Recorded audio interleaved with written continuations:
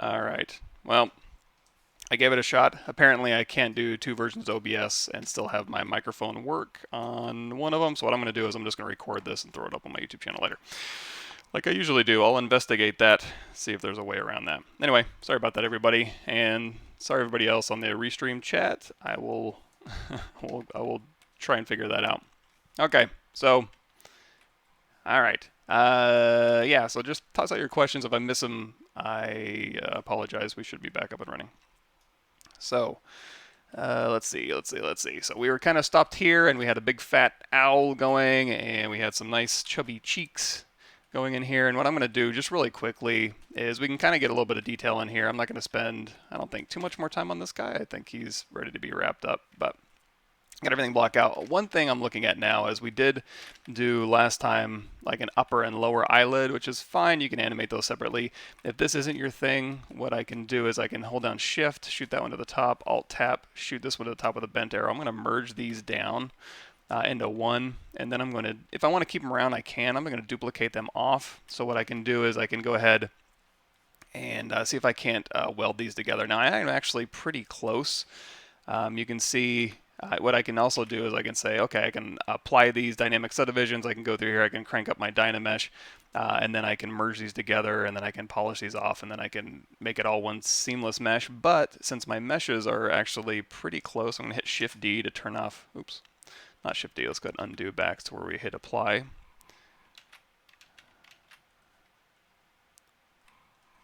And then we'll do Shift D. So what I can also do is I can take this top one here and this bottom one by holding down Control Shift. We'll go ahead and delete hidden. And then I'm going to go down and hit double, which is under your display properties here. And let's turn on double. There we go. And I'm going to hover over one corner here, and we're going to go to, let's go to stitch 2 points here and here, here and here, and here and here. And if you wanted to try like cranking up your weld distance, you might be able to do this, but I have a feeling those are a little bit too far apart for that to work nicely. But it's easy enough just to go through here and we can stitch these. This will save me a little bit of time. Alternatively, you can also create this like we did last time, which is to just go through and you mask this area of the eyeball and you remesh it and stuff like that. But here we can hit Control W, make it all one polygroup. We can go ahead and uncrease everything. It's under your geometry crease menu. And there we go. So now we have all one piece of geometry here. And we don't have to worry about Dynamesh. It'll be nice. It's an easy envelope to kind of mess around with. If we want to give it thickness again, since we did get rid of that interior space, we can go Q Mesh Polygroup All, and then just push this inwards. Now when I push that inwards, it looks right, but if I go over here and turn off double, you're going to see it's flipped. So just go ahead and hit that flip geo there. Let's go ahead and do a crease tolerance here. We'll hit Dynamic. And if you want to go ahead and crease the corner of these eyeballs here, you can go ahead and crease edge here, and crease edge wherever that corner of that eyeball is. I guess it was somewhere down here maybe. It's kind of a weird place to put it. Although, if I don't put it there, I guess it is. I guess he's just got big, sleepy, kind of sad eyes. I don't know if that's the best choice, but it's the choice we've made. Or I've made. You've just watched me make it. I won't involve you in that. So there we go. One contiguous ring around here. Now, if you wanted to go ahead and say, you know what, I want these eyelids built into the head, which might be easier to kind of control. If you wanted to keep this like a separate material or a separate color, this would be a good choice. But if you did want to, go ahead and merge those into the head, which wouldn't be a terrible choice, we can go ahead and do that. One thing I might consider, though, is possibly something like this. So this is what I might do. Instead of having it like a thin piece of geo, because what I'm going to need to do is I don't have to do this. Now I can retopologize these as separate objects, but if you wanted to start sculpting or kind of refining these transitions here, you'd want to Dynamesh this, and in that case you would have, let me go ahead and turn off these eyeballs here. You would have just kind of this thin mesh just kind of sitting here, which, I don't know, I mean, I guess that could work. But if you wanted to, you can go ahead and tap this one here. Let's do Shift D. And let's see if we can't do something like, if we isolate this one here, invert it, go ahead and delete hidden, and then we can just do a close. Let's try to close a convex hole here. And I'm just going to have it so it has 1 point here. And then I can go through here, I can mask this point and then invert my mask, and then we can just push this back here. And then on the back, this I don't care about so much. We can just go ahead and close convex hull. That's fine. And then that way, when you dynamesh this, and we go ahead and bring back our eyeballs here, then we hit D. Doesn't look any different, but it might be a little bit easier to like zero mesh and that kind of stuff. Oh, good. Hopefully those ZBrush for ideation videos work out for you. They should be updated to 2019, unless no, I think I remember doing that. Sorry about that. Yeah. And let me make sure, hold on, let me check out yep, audio seems to be working fine, so. All right, I also think while I was doing some hardware troubleshooting, I put some eyebrows on this guy. Essentially all that was if we turn this off here, let's go ahead and turn these off here. That was simply just going in here to BTO, topology brush, and going through here and just drawing on a little pair of eyebrows, and then doom, just kind of dragging across. If it ever skips, just kind of go a little bit slower, like so, and then tap off, and then go ahead and split mask points, and then now you've got a little pair of eyebrows you can go through here. And split mask points is underneath the split menu. Under here, subtool, split. So now this is a little bit thick, so what you can do is you can go through here, hold down shift when you Q-mesh those faces. And then these here, you can move them in manually if you go through here and you kind of use the move brush. What I'll do is I'll just go in here with the pinch brush, just kind of pinch those things together, kind of thin it out. And if we want to inflate this side, make them a little thicker, you can go through and inflate. This gives it a little bit more of a uniform thickness as opposed to me going in there with my move brush. And then we can go through here and kind of rotate these eyebrows however we want. And then you can always hit D for dynamic. Let's go ahead and we can do a crease level of like 1, and that'll kind of maintain those corners a little bit. These actually kind of like those eyebrows a little bit better. You know, let's keep them. These old ones, you're deleted. All right, these eyebrows will work fine. So, you know, you can animate these independently. These ones you wouldn't want to build in. You can just have these separate, and you can give it a little different material. Again, this is what we're kind of using right here. This little Disney, I want to say Sword in the Stone, maybe.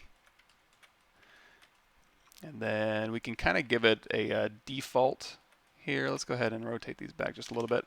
And then I can have this brow ridge kind of meet our default here, and we'll see how that looks.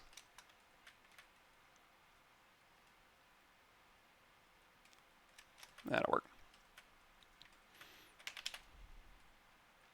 And if we ever wanted to go through and check our proportions or anything like that, we could load that up again. Let's see if I can find it. It's been a while since we've done this. Hey, there it is. Streaming Owl. Let's go to View Extra Large, and we'll go ahead and drag this one in. Texture, select it, add it to my spotlight. We'll go ahead and drop this size down and this opacity down. Hit Z. And then we can go through here, we can turn on perspective, and then we kind of line up our object and make sure.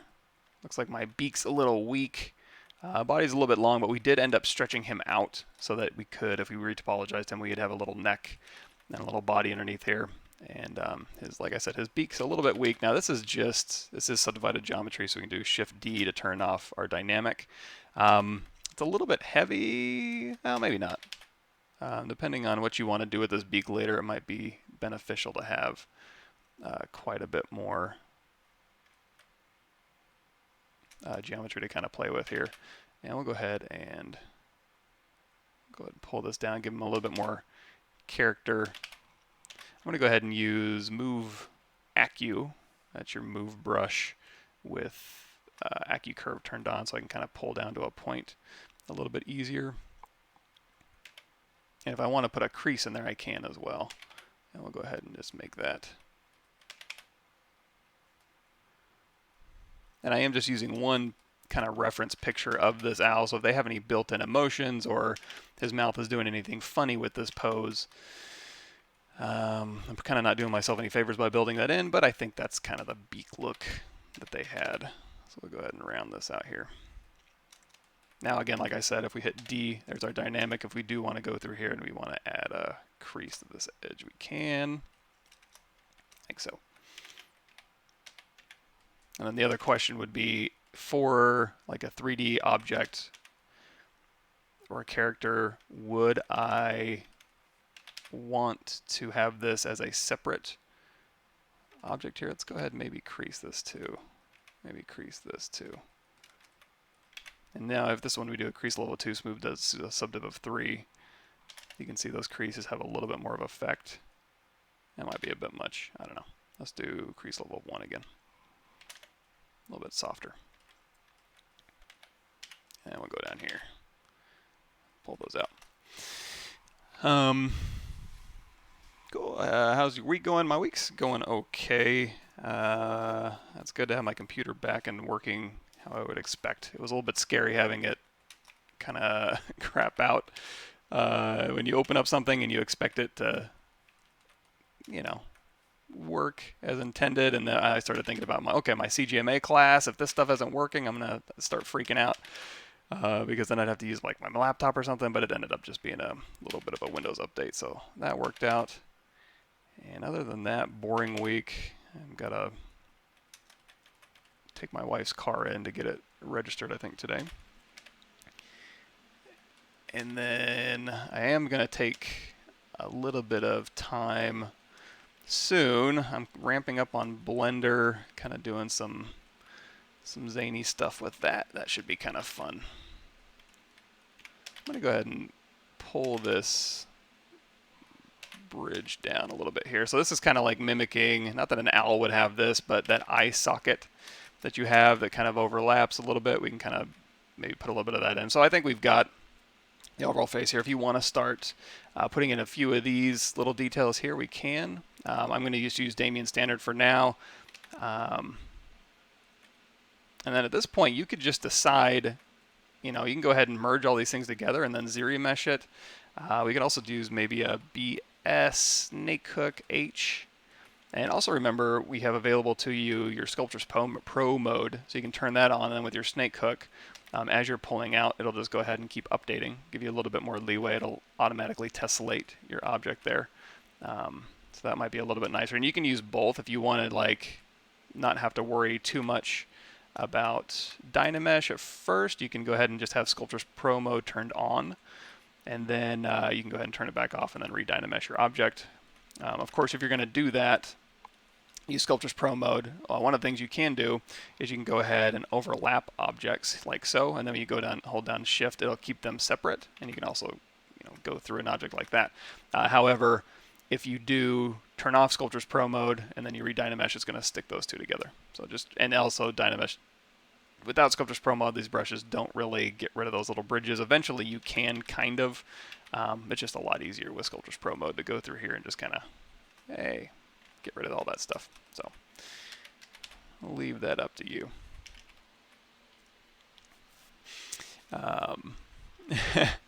Hey, thanks for showing up, Narek. I'm hoping to be able to stream a little bit more. Just like Bertram says, the department, I think I'm trying to get it to where I can peel back just a little bit. And let's go ahead and turn that Sculptris Pro off. I can peel back just a little bit and get into, because I haven't done any training. I used to be good at training, I think. So if I could maybe get back into that a little bit, I could be a little bit more useful, and then also get back into any sort of streaming and stuff. I haven't actually like made anything in ZBrush since my last stream, and then before that, probably the previous stream. So I don't really do much anymore, which is silly. I should still be doing more stuff. So I'm hoping I can kind of make that happen. So over here, I'm going to make a little bit of a sharper transition. I was holding down Alt with the Damien Standard brush, so we can kind of maybe transition from the front to the side of his face, and then with Damien Standard again, just go through here, and we can kind of just start giving some direction to where I want to place these feathers eventually. And the feather placement, that can be any number of things. What I'm thinking I'm going to end up doing, because he's going to be cartoony, is I can do it. It's going to either be a simple insert mesh brush, or it's going to be a vector displacement mesh. I don't think I'm going to get any fancier than that. I don't believe. I could be wrong. Let's see here, and then we'll just place some feathers here. I think this neck will just transition here.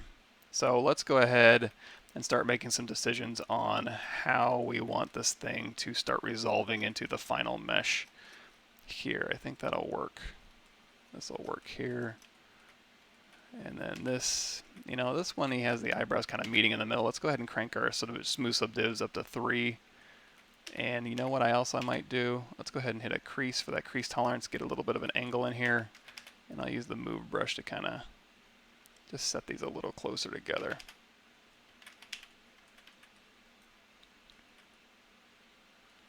All right. If you wanted to get, like say you have a character and you wanted to get a little bit more designy or make it a little bit more of a graphic read, it's usually pretty easy if we go through and we can do something like this. Actually, what we'll do is I'm going to go ahead and say copy. Where is that at? Copy tool. I'm going to go over here to Simple Brush, and we'll hit Switch, we'll hit Control-N to clear my canvas, and then we'll Paste tool, so I have 2 duplicate areas here. And then through each of these, I'm going to go through with my Z plugin, Z repeat it.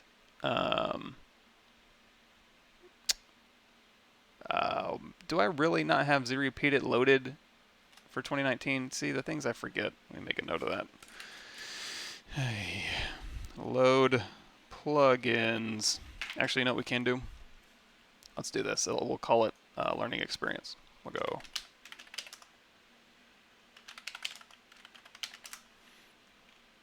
I'm going to go to the Pixelogic Download Center. We're going to go to ZBrush Plugins. I'm going to go all the way down here to the bottom parts here, and we'll go ahead and grab Z Repeat It. I'm going to download it. I'm going to show it in that folder there. And then here, let's go to ZBrush 2019. I guess 0.1 is the latest. Program files, Pixelogic ZBrush 2019, Z Startup, Z Plug 64. No Z repeated in there just yet, so I'm going to take Z repeat it. I'm going to say 7-zip, extract here. And that just threw it on my desktop over in the corner where you can't see it. Let me grab it. So that'll give you a little Z repeated install folder. So now I'm just going to take this folder and this Z script, and we're going to copy it. We can just move it right into our Z Plug 64.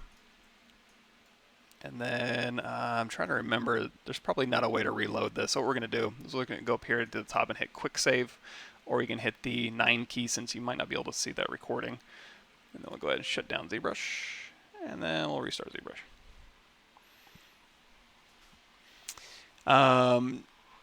Let me get caught up here.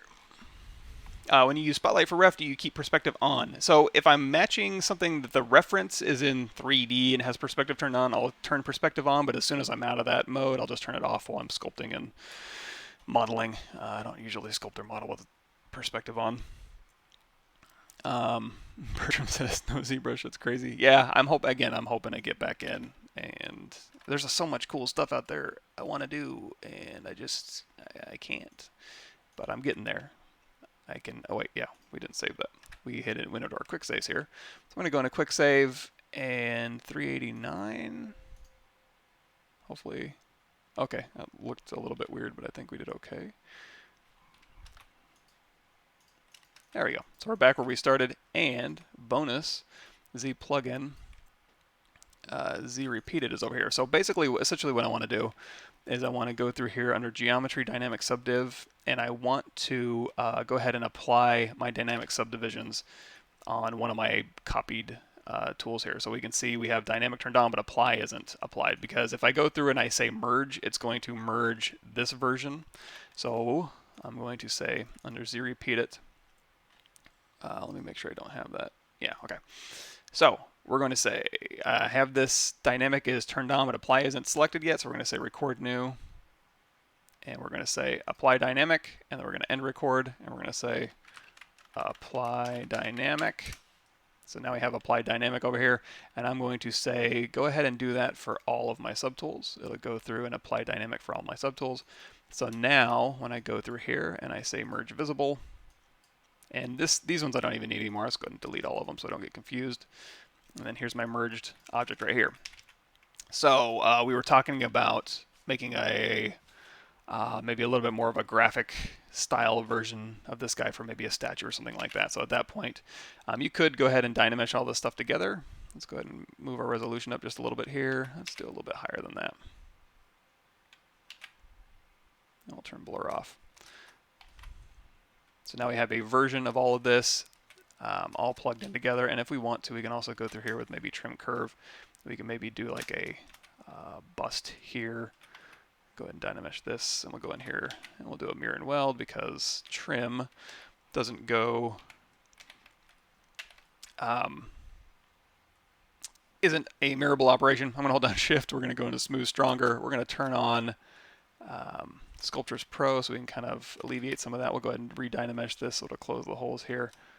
Oh boy, Sculptris Pro is just killing it. Okay, so we're going to go to Mirror, Mirror and Weld, hit X to go across X Symmetry, turn Sculptris Pro mode off, and then we can hold down Shift and just start smoothing this stuff together now. And now we can go in here with our trim brush, and we can kind of make like a little bust statue here. And now that he's Dynamesh, we can change this to whatever we want. If you want to put a little pedestal in here, let's go ahead and grab a cylinder.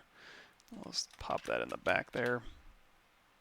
I'm trying to think of what even a statue pedestal even looks like. I want to say, you know what, it might just, this is going to sound dumb, but it might just be an actual straight up and down pedestal. Pedestal? Pedestal. So we'll go through here, and this time what I'm going to do, let's do this. Let's do cylinder of 16. And now when I drag this out, I don't want it to follow my surface normal, so I'm going to go up here to Picker, Orientation, and I'm just going to turn that, just tap that on so it goes straight out. And then we can go ahead to continuous orientation, and then I can hold down Shift, and then we can just hold down. Let's hold that down. Actually, let's scale this down, and then we'll scale it non-uniformly there with our gizmo. Something like this. Now, if we want to add a little bit more detail, let's go ahead and split mask points here, and let's go ahead and go in here. We'll say Insert, Multiple Edge Loops, and then actually let's have a little bit more control. Let's go Insert Single Edge Loop. Can we do a mirror and weld? Yeah, right down the middle. Nice. Okay, so we can go ahead and say, okay, I want this, and then this, and then this, and then that one, flat one's fine. So I'm going to hold down Polygroup, let's hover over an edge. We'll do Polygroup, Polyloop here. Go ahead and change that. And so now if we do a QMesh Polygroup All, I can QMesh this out, of course. I can also just hold down Shift, and that'll give me, from that edge loop I put in, it'll kind of give me a little bit more of a taper in through here. And then for this middle one here, what I can also do is I can go to Insert, Multiple Edge Loops, Interactive Elevation, and then we can add a little detail like this maybe. And that'll be our column. I don't know, let's go ahead and say, you know what, let's divide this up into its respective polygroups here. Let's take this one, we're going to go into Polygroups, Auto Groups, and now we can do a crease polygroup, and we'll throw in a crease tolerance as well. Dynamic, crease level of 1, smooth subdiv, oops, let's do crease level of 2. Smooth subdiv of 3. There we go. Now, here, that's okay, but this bottom one is a little bit too soft here. So what I'm going to do is I'm going to go through here, we'll insert single edge loop, and we'll just kind of tighten those up just a little bit here. Crease level of 2. There we go. So now you got a little column. Of course, at the top here, we probably need to add in a little edge loop to keep that contained. Why does it keep switching back? Stop. There we go. Now, if you want these to be together, you can. You can just you can apply these and then dynamesh them together. If this is a little bit too squirrely for your tastes, you can go ahead and go through here. You can mask this, and then you can just kind of spread that out a little bit more. You can also go to Unmask Mesh Center, and I think if you hold down Control, no, Alt, no, Alt Shift. Let me see. Control Shift. Oh, is it Z? Did something. Okay, Control Alt with Y. It'll scale it out, but it looks like I didn't grab that mask well enough. So we'll go ahead and mask this, invert that, unmesh mesh center. Oh, turn off X symmetry. Duh. Okay, and then Control Alt along the Y. And let's go ahead and add in an edge loop so we can. Oops, you don't want to dynamesh this. I will make this work. Insert single edge loop. We want to hold that, and we want to hold. Actually, you know what we can do? Let's do this. Hold down Control Shift, do Control Shift S to shrink, mask these ones, and then you can go through here and then it's Control Alt. There we go. Control Alt, and then Y. I think will pull uniformly along the X, Y, or no, the X Z, or the Z. I don't know. Whatever axis this one isn't. That'll go ahead and pull those out for you. Or you can in a pinch, you can be like, hey, you know what? I want a little bit more oomph to that curve. You can't just go through here and redraw it. So insert multiple edge loops, interactive elevation. Sorry about that. There we go. And then again, we'll isolate this one, hit Control W, and then we'll go through here. You can do an uncrease all, but really I just need to go through here. Let's isolate this one, and then we'll do uncrease all here, and then we'll isolate this one, and then you can just do a crease, and that'll crease your open borders, and then you're back where you started.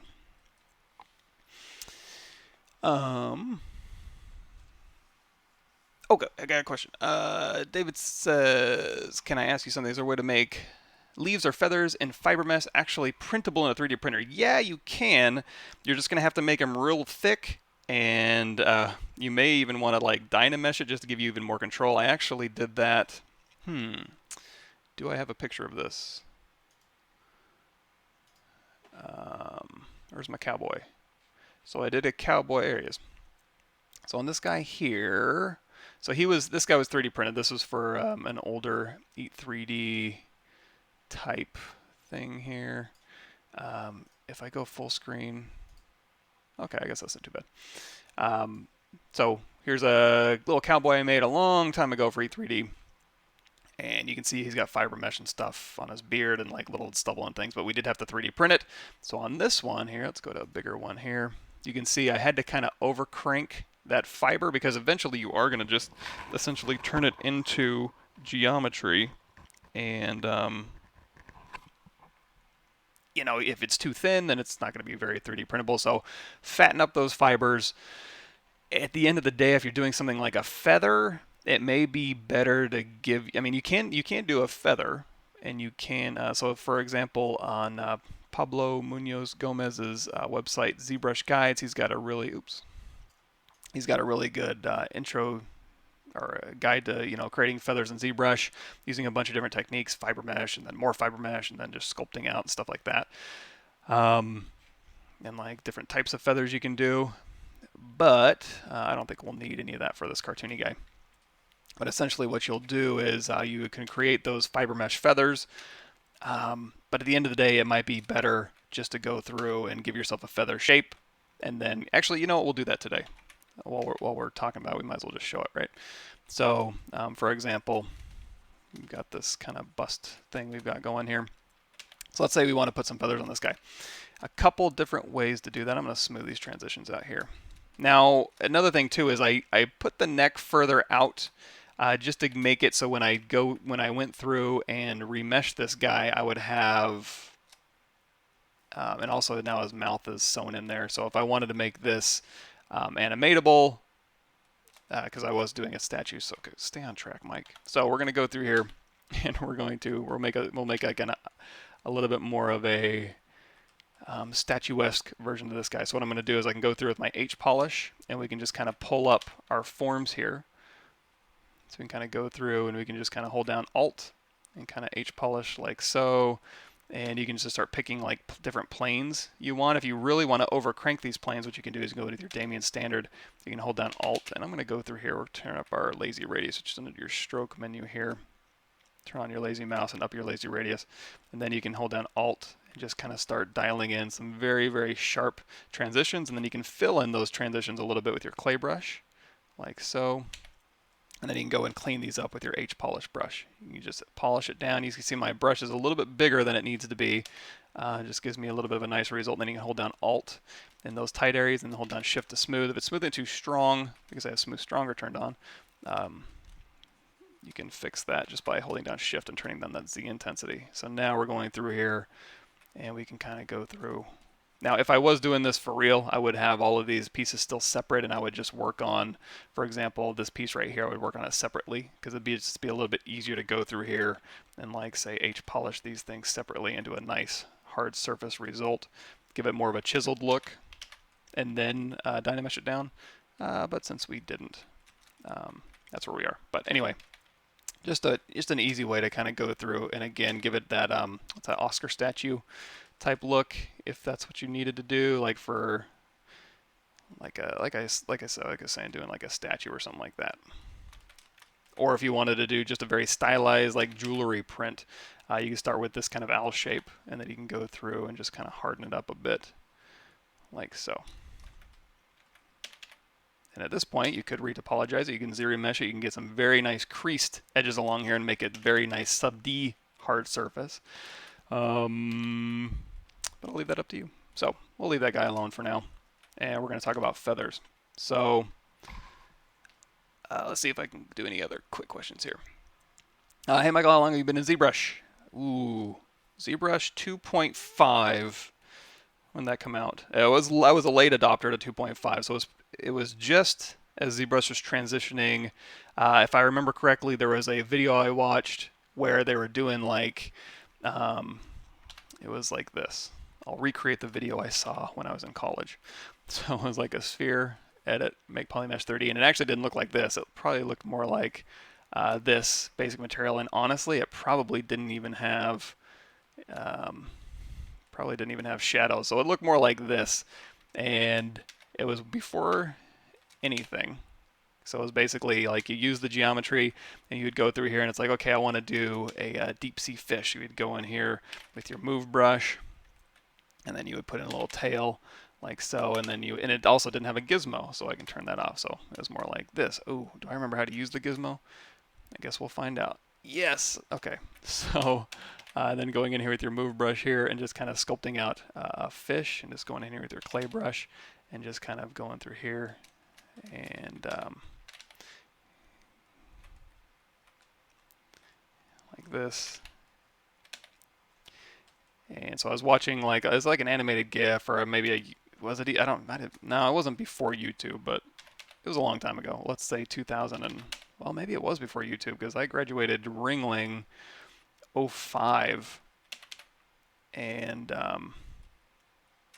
so yeah. Oh yeah, and so another thing they did was they would mask and then invert that mask, and then they would tap here, and then they would use the move brush, and then they would go through and just kind of go through and like smooth it out, and then like this, and then they would go through and do all this kind of stuff. And it was a much cooler fish than this.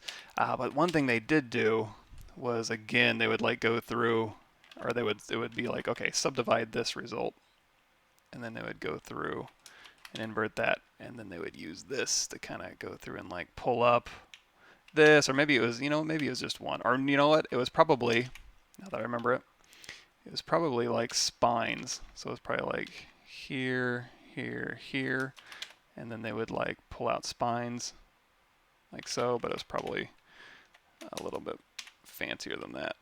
So I'm doing a terrible representation of the amazing video that I saw 15 years ago about ZBrush. Go through here and make these spines, and then also, being able to kind of put in that one long little deep sea area right here. Now again, this was before like Dynamesh or anything like that, so you had to go through and rework your geometry after you make any major changes. But just watching somebody do this back when I was learning how to just polymodel things was like, what? You can just make stuff in ZBrush? How is that even possible? Game changer. So they did a much cooler version of this fish. That's what I remember. And that was, let's say, 2003.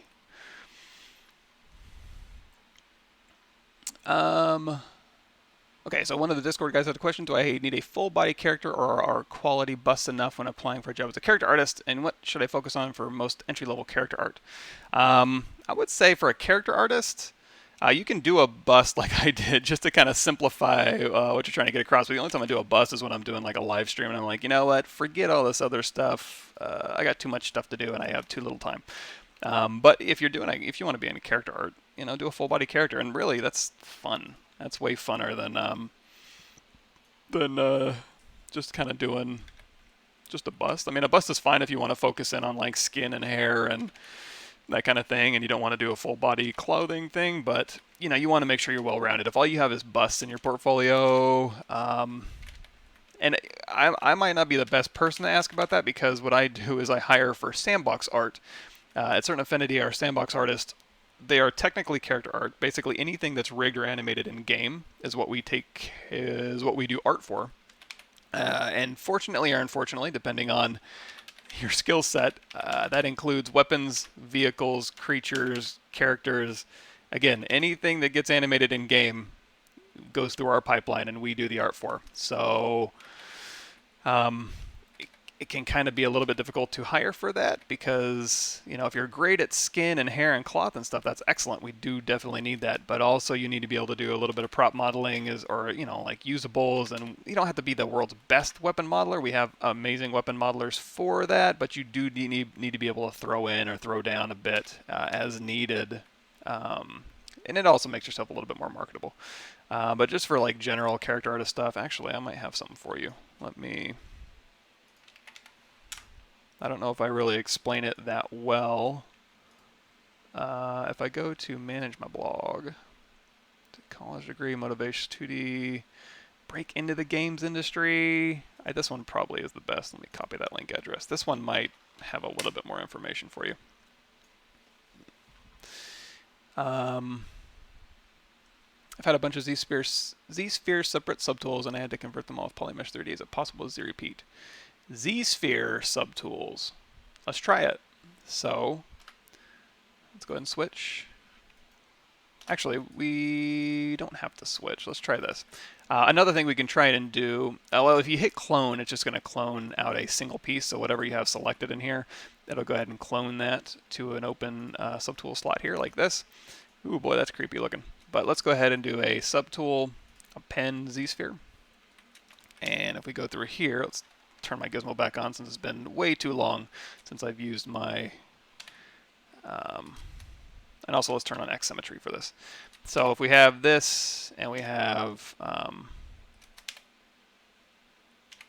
go ahead and drop some Z-spheres in here. And for the uninitiated, you guys know what Z-spheres are. So you can just go through here and you can drop in Z-spheres and you can go and make like a little body shape or any number of things. And we can go ahead and say, let's go ahead and append a new Z-sphere. Let's turn on X symmetry and hit W to move. Oops. X symmetry, W to move. And we'll have a couple of Z-spheres, which was what the question was here. Let's go through here and we'll hit Q to draw and then E and R to scale and rotate and all that good stuff. So we have a couple Z-spheres here. Now if I hit A, that gives me an adaptive scan, of course, by default. These adaptive scans are set to Dynamesh mode. You can just turn that down to 0, density of 1, and that'll get you back down to my preferred method here. So we have preview, but then we want to do a make adaptive skin. So what you could do is you could say Z-repeat it, make adaptive skin for all, or for all visible if you wanted to play it safe and be like, hey, you know what? Just these are my visible guys. So now the problem might be if you have preview off, it'll still go through and make adaptive. Now, here's the other caveat is when you hit make adaptive skin, it's going to shoot it out here as a separate subtool. So you'd still have to, you can go through and make adaptive skin on multiple by using Z-repeat it, but you're going to have to go through and append them all back. There might be a fancier way around that. I'm not super versed in like Z-sphere little weird things you can sometimes do. Sometimes ZBrush will allow you to do some pretty cool things. Can I tap this? No. It'll allow you to do some pretty weird things with like Z-spheres. So there might be a way where you can be like, you can skip the whole adaptive skin part and you can do something like, I don't know, BPR render. No, I guess you can't render BPR if we hit A. No, that's not an option. I'm trying to think of a way around you having to hit make adaptive skin and just converting this to geo on the fly in the same subtool. That I don't know. But you should be able to make adaptive. Well, let's try it. So make sure I'm not lying to you. We'll turn the preview off. Let's say we don't have that on. So we're going to say Z-repeat it. Oops, that's just instructions. Record new. And we're going to say make adaptive skin. And record. We're going to say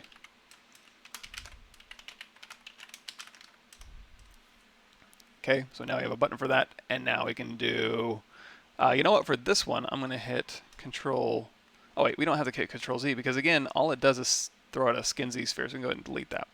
So we have this here, and let's turn on this one. Let's just see, to make sure it doesn't error out. So we have everything visible. This doesn't have any adaptive skin because it's just geometry, but these two do have adaptive skins, and it's not previewing. But if you wanted to, I don't think it would make any difference because that button stays active. So preview or not, you can go through here. You can say make adaptive skin for everything or visible. Let's say all. Okay, yeah, so it will error out if you do have an object here that's visible. So you want to make sure that just your Z-sphere objects are showing. So it'll be those two, and then make adaptive skin for all visible. And then we got this one, and then we got this one, and then of course you would have to go through here and you can say append this one, append this one, and then you can go ahead and delete your Z-spheres if you don't need them anymore. And then there you go. So kind of.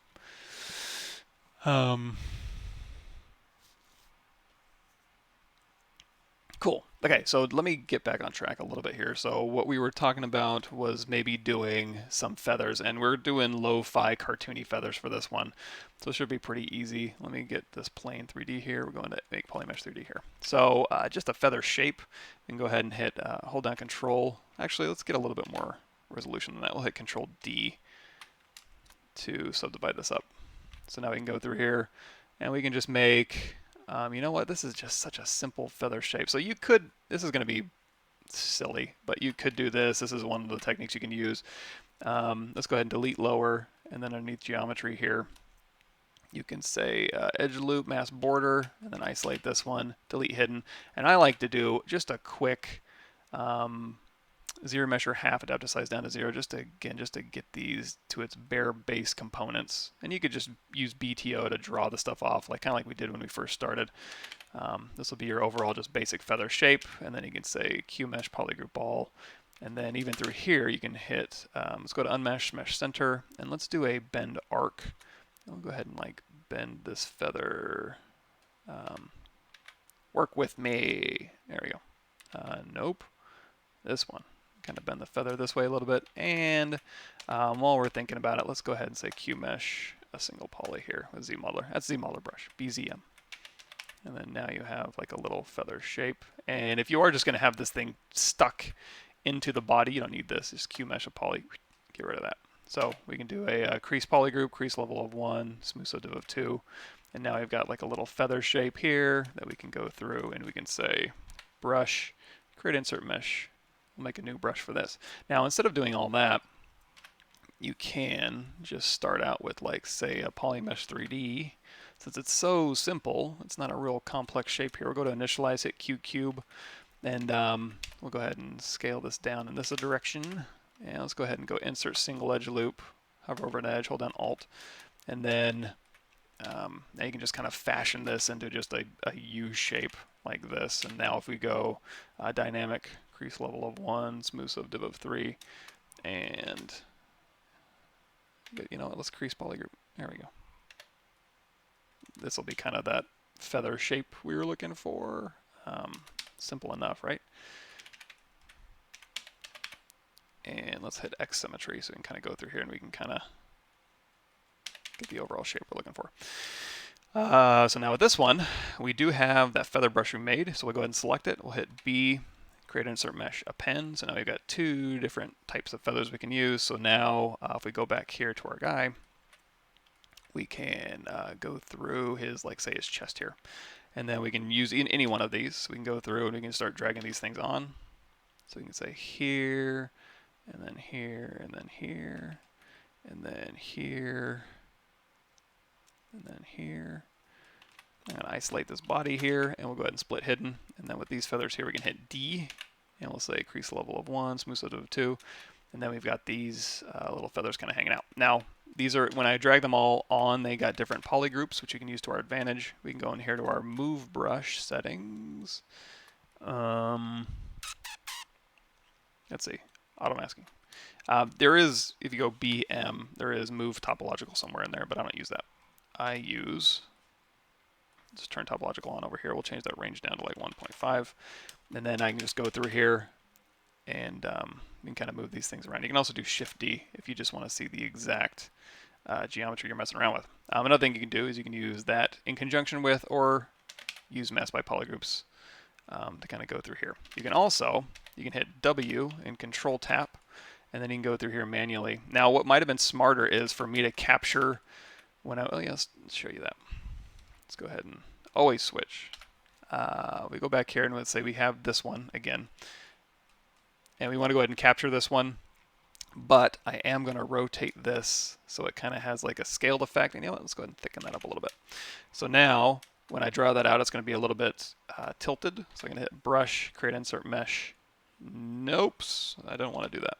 Go back to your original brush here. Brush, Create Insert Mesh, Append. Let's keep it tidy. And then we'll go back here to our guy. And then now we can do, if we go back to the body here, when we drag these ones on, you're going to see, oops, make sure you have the right one selected. Third one. They should be kind of tilted out. Maybe not. Let's do this. Now this is another thing that was introduced 2018, I believe. Underneath Create here, you can say Delete Mesh, get rid of that one.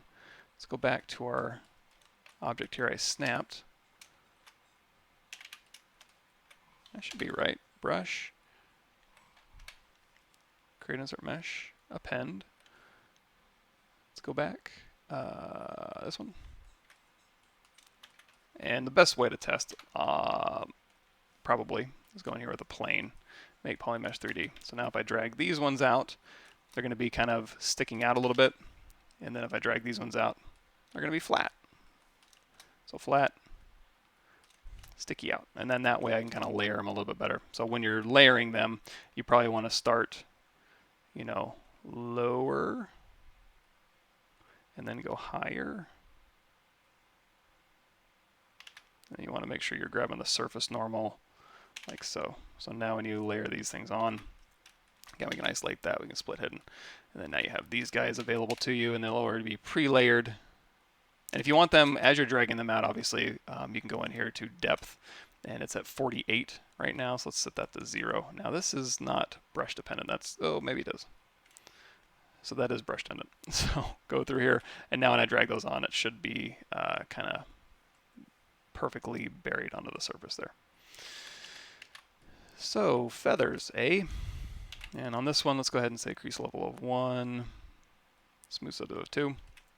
Now, here's the question. Do you want to keep these things separate, or do you want them to be mixed in with the body? If you want to be added to the body, I would say go ahead and detail the body out, and then go ahead and dynamesh this. This one, you would go ahead and apply those dynamic subdivisions here. So if we go in here and we say shoot this one to the top. Oh, I forgot I had glasses on for this guy. A little pair of old man glasses. Let me take these feathers, hold down shift, shoot those to the top. So now this one has, the body has dynamesh built in. So if I go through here, you can see the resolution set to 128. So if I do, now this is very low resolution, so I probably want to bump that up a bit. There we go. So if I want to merge these down, I can go ahead and merge them down, and it'll inherit my dynamesh properties. So now when I dynamesh this, they'll all be stuck together. And now I have like, let's go ahead and turn off under our auto masking here. Mask by polygroups down to 0. So we can go through and just kind of smooth these things together. That gives you the most control. The other alternative to that would be if you wanted to, oh, is that a, you know, I think we can just use a plane for this. Let's try this. Geometry. So there is a template you can use, but I think it's a Z project. Under miscellaneous, there is a brush template. I don't want to lose all this stuff. So let's try this. Let's see if I remember how to do this. I don't do this very often. So plane 3D, make Polymesh 3D here. And we can make a vector displacement map. For the uninitiated, vector displacement is simply, we have an object here, and if we go into brush, let's say chisel creature here, we can go through here and we can have maybe scales, and we can just drag these on, and you're going to see these are kind of like feathers too. So essentially, and you can see it actually has overlap as opposed to an alpha, which would just go straight back. So you can use this method to kind of go through and add feathers. A little bit fast, not quite as much control as this, but you know, enough. And then to make your own, I think, without having to go and resort to the template system, is again make Polymesh 3D plane here. And let's go to geometry. We'll reconstruct down to just a blank square here, and we're going to go ahead and turn off smooth modifier, and we'll go ahead and divide this up. And then we'll go ahead and say, let's turn on X symmetry here. We go ahead and mask out. We'll just do 1. Hit W, and we'll pull this out here, and we'll kind of tilt it. And then let's invert that mask, and then we'll unmask this top here. We'll invert that, and we'll hold down Control, and we'll kind of feather that mask out a little bit, and then I'm just going to use Scale.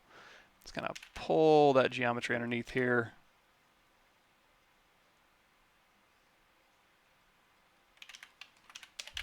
So we have kind of an underhang here. And then here, we can just take this and... Now, there's a lot of different things you can do. You can go to my YouTube channel if you want to get heavier into that. You can also go down your subdivision levels. Whoa, that's a lot. Go down in your subdivision levels if you want to have a little bit easier time manipulating these things. But at the end of the day, you'll have something like this. And then I think if we go to, let's just add this to the chisel creature brush. We have this one here selected. Let's go in here to brush and create.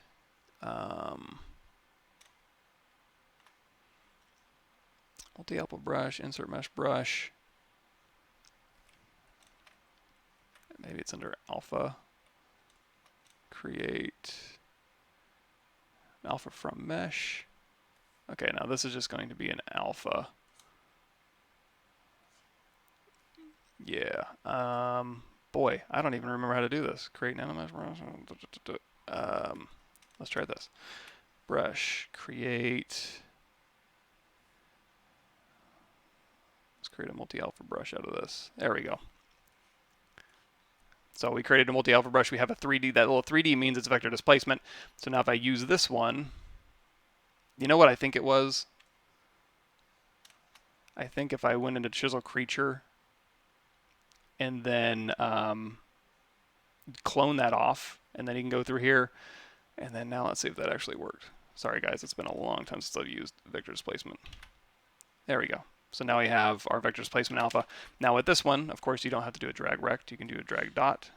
Let's go ahead and turn off lazy mouse here. So you can go through here and just drag out like so. Or you can do like freehand stroke, lazy mouse. You can crank the lazy step up or down, and you can kind of start overlapping these things like so. So you can kind of get that kind of effect. Anyway, there's also the magnify somewhere in here, maybe under alpha and texture. Yeah, high magnify. So you can do like 3, and then as you drag and use your brush strokes, let's also take that stroke lazy radius down a little bit. So you can start here, and then you can magnify, and then go back down to a stroke. Or if you don't like that, you can keep that at 1, and then you can go low, bigger, and then smaller. So it doesn't bloat when you press down, it just kind of gets bigger. Cool. Can you show how inner and outer work inside of ZModeler? Under what brush specifically? I'm not sure. Let me see if we have a cylinder here. Edit. Make polymesh 3D. QMesh, a single poly here. Here, and then here. Oh, for like maybe polygroup, inner, outer. I vaguely remember. Oh, polygroup inner. QMesh. Polygroup inner, and then honestly, I'm not. That's just all of them. I think if it's something like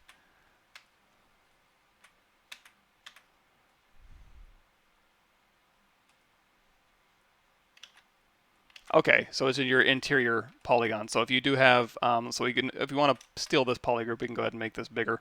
So essentially, here's your polygroup border, and then if you do polygroup inner, it's going to take that polygroup border and then just do the interior of them. So And I don't see a polygroup outer. But yeah, it looks like that's what it's doing. So if we go through and mark these things, and then we make these both the same polygroup here, and then we polygroup inner, yeah. So it's just taking a border and then polygrouping the interior of them. I would assume outer is similar. Yarv says it's in Z-Scripts. Click on Z-Scripts. It's the anglerfish. Let's see what that is. So the anglerfish is the fish I was talking about earlier. Z-Scripts. Load. No.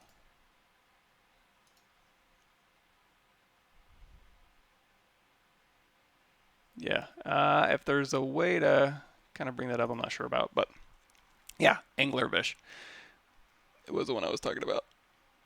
Cool, Adam. Thanks for the kind words. How'd you do something like a koi butterfly? What's that? K-O-I butterfly. Oh, okay, koi fish. That would be basically just getting the overall shape and then adding these little pieces. These would kind of be like the feather method we just talked about, and the scale method with the feathers we just talked about. You could do that as well. A lot of different ways you could tackle this, but at the end of the day, it's just basically getting your overall forms first. And in the case of a koi fish, you know what, let's do this.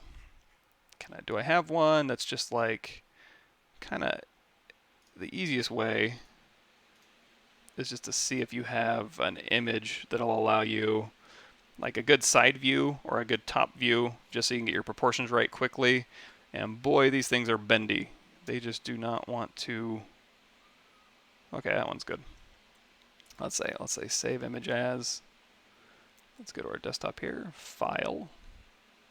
So something like texture, import, desktop, file, texture, grab it, add it to spotlight. And this one we're going to have to rotate around, so he's a little bit kind of down the middle here.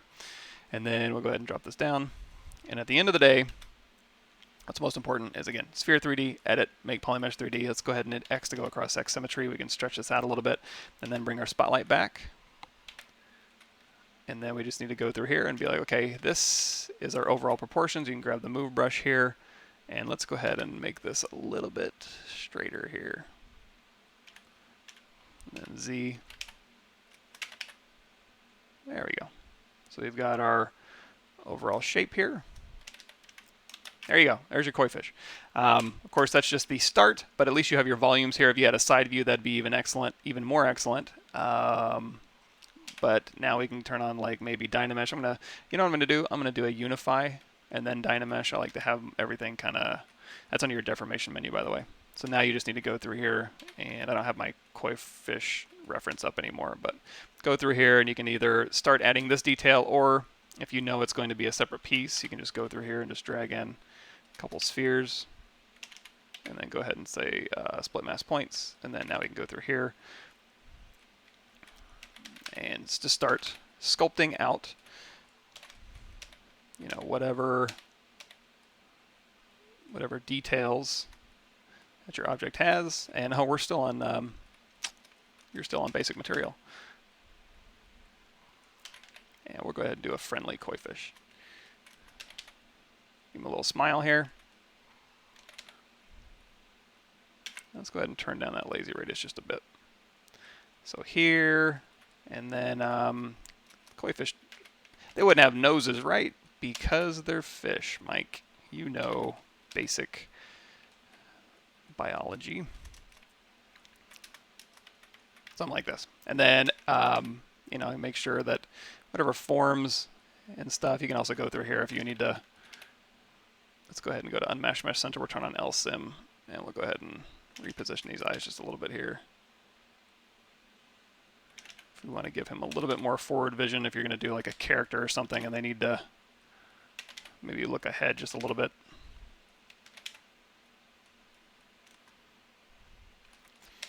And then the fins, just like we were doing with the angler fish, You can go through here and you can hold down Control and you can just mask out what you need. And now that we have Dynamesh, it's just a simple matter of just kind of going through here and then Dynameshing that result. But me personally, what I would probably prefer to do is just go through here and we'll do like a cube split mask points, and we'll start with this separately first. This makes it a little bit easier to kind of go through and kind of control a little bit better. And now this one, we can actually, we can just continue to doing, let's go ahead and reset this here. Let's go insert single edge loop, get rid of this one, and then we'll do a mirror and weld. There we go. And we'll turn on X symmetry back on. Yeah, same thing for the tail, same thing for the side fins, all that good stuff.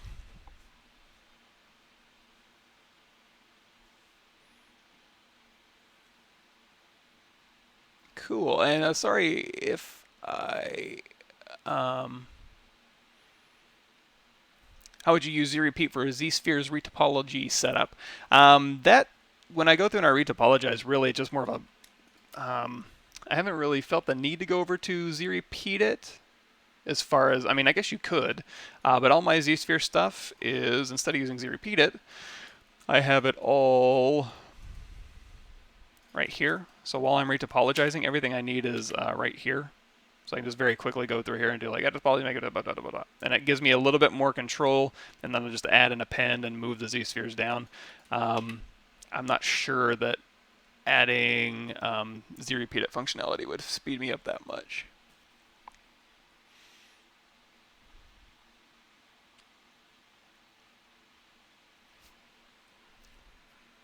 Okay. Oh, from mesh in the brush palette. Thank you. You know, that's the thing, is sometimes I'll learn something, I'll do a video about it, and boy, I will forget it if I don't use it very much. Perfect example of that. Ask you what's wrong with my portfolio. I've tried really hard to find a remote job and I wasn't able to. Yeah, I can give that a look. And honestly, let me see. I can't give you guys links to all this stuff. Yeah, this one probably isn't that much use for you guys. I might go through. Let me make a note to be like, hey, blog about character artist stuff and what I'm looking for. And again, it's just my opinion. And I'm not the only voice in the room. I'm one voice among many. So when it comes to like vetting talent, I can have my opinion known. I go through and I can kind of help sort. But at the end of the day, I really rely on my leads to pick the people who they think would be best. So again, I can just give you my opinion on that stuff.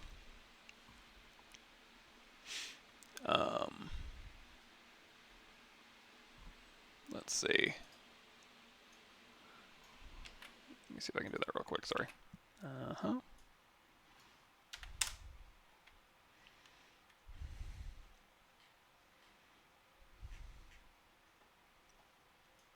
Yeah, I would say, I mean, your sculpts are really good. As far as like, you know, certain affinity in particular, again, you know, it is well-rounded. You do have a vehicle. Oh, I guess I can show this here. You got vehicles, you got creature stuff.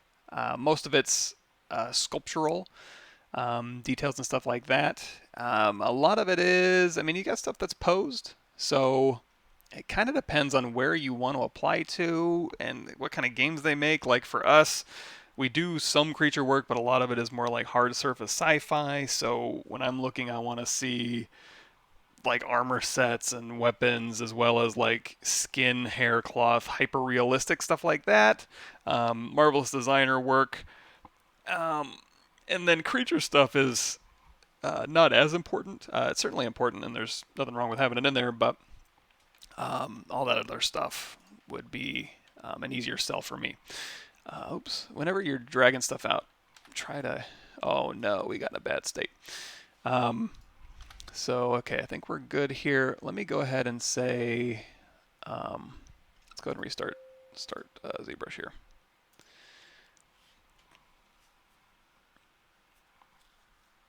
Sorry, kind of got off topic there. I don't really even remember what the first topic was. I suppose it was... we were just kind of playing around here. Let's see where we ended up.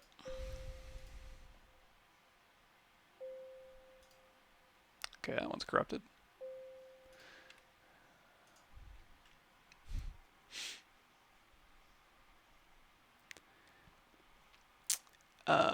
Let's see.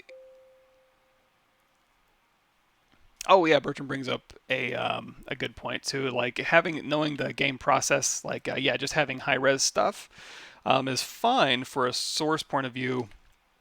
But at the end of the day, even if we do end up outsourcing like a lot of our, say game res or baking maps or initial Unreal setup or anything like that, we would still want to make sure that you have some semblance of knowledge of like, hey, here's how you retopologize something, here's how you bake your maps, here's how you do material breakups or ID passes and all that good stuff. So just a general knowledge. Let's go back to this version here. Okay, this one's a nice safe version here. Speaking of retopology, one thing we can do, let's go ahead and start up material, is we can retopologize this face. Now the beak I am going to leave separate. So, and then now we have to decide here, do I want to, actually, let's do this. Let's do save as, and I'm going to save this under, I'm going to clear up my ZBrush real quick. So we're going to go to streaming, Owl Refine, let's call this Owl Refine 02. And then all of this stuff, you can manually just go through here and delete this. You can also go to Preferences, Initialize ZBrush. I guess we can do that. Let's clear it out and load tool here. There we go. Nice and clean. So,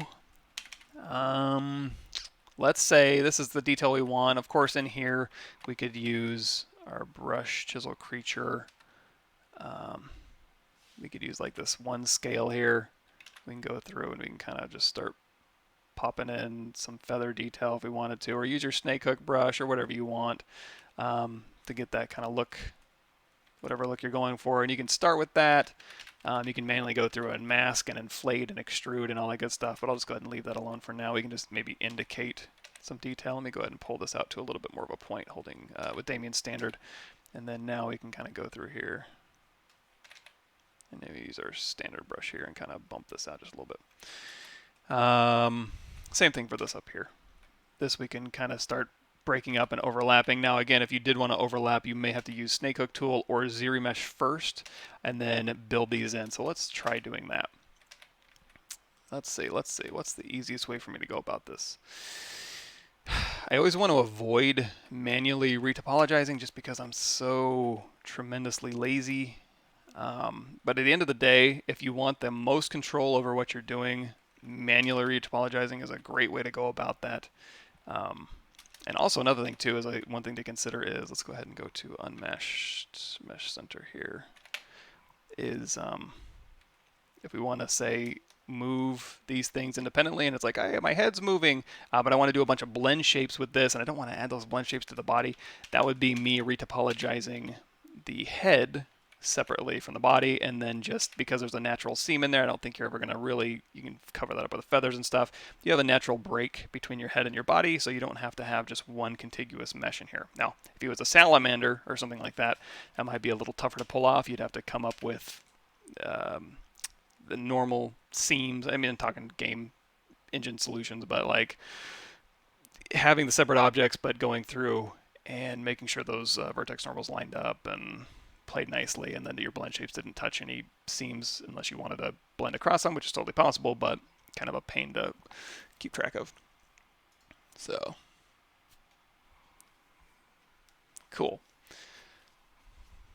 All right, so let's see. So we got this going here. Let me see how I want to retopologize this. I think what I want to do is I want to leave the beak separate. So we're going to go ahead and turn that off here, and then his neck, I'm going to have separate as well. This neck I'll have blended into his body. So in fact, what I can do is I can shoot that to the top, shoot this to the top, and then I can merge these down. I can blend those together. So these two objects are the same. So if we retopologize the body, and then honestly, probably the wings I would keep separate as well from the, and then of course the feet I would have separate. But for now, we can go ahead and just turn off the stuff we don't really care about.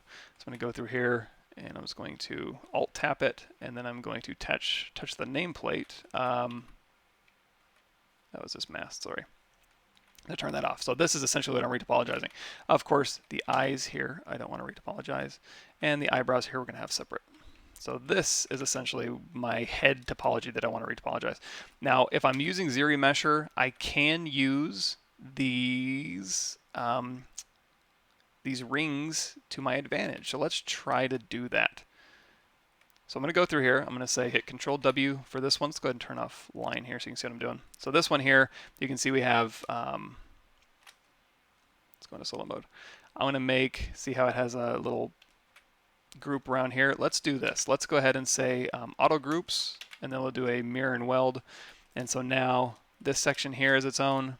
Let's make this section here its own, and then this section here. So now we have nice polygroups in between these, and I want my ZRemesher to follow these polygroups as well as follow the polygroups between these areas too. And you know, while I'm at it, I can say follow the polygroups between these two meshes. So let's go ahead and even these out. So let's say this is the result I'm looking for. Also, another thing we can do is if we want it to follow along this line, let's go ahead and give it an indication. Oh, before we do that, I want this to be my high res here. So we're going to leave these alone, and then we're going to do a merge visible, and I'm going to go, let's go to top here, and we'll say insert this merged one here. So this is what I'm going to be using for my topology, so I'm going to go into solo mode, so I don't get confused. So I'm going to use this for my Z remesher, and then we're going to project back to my original high res. Now, part of the problem is this thing right here, they got chunky. So I'm going to split hidden, and then I'm going to say dynamic, and then we're going to hit apply. There we go. And then I'm going to merge those back down. We'll go back into solo mode. So we still have our polygroups. We just have a little bit of a smoother mesh result. Now on this object here, what I also want to do is I want to dictate where those that topology line flows, and I want to put one right down the side here, just because I think we'll get a better result if we do that.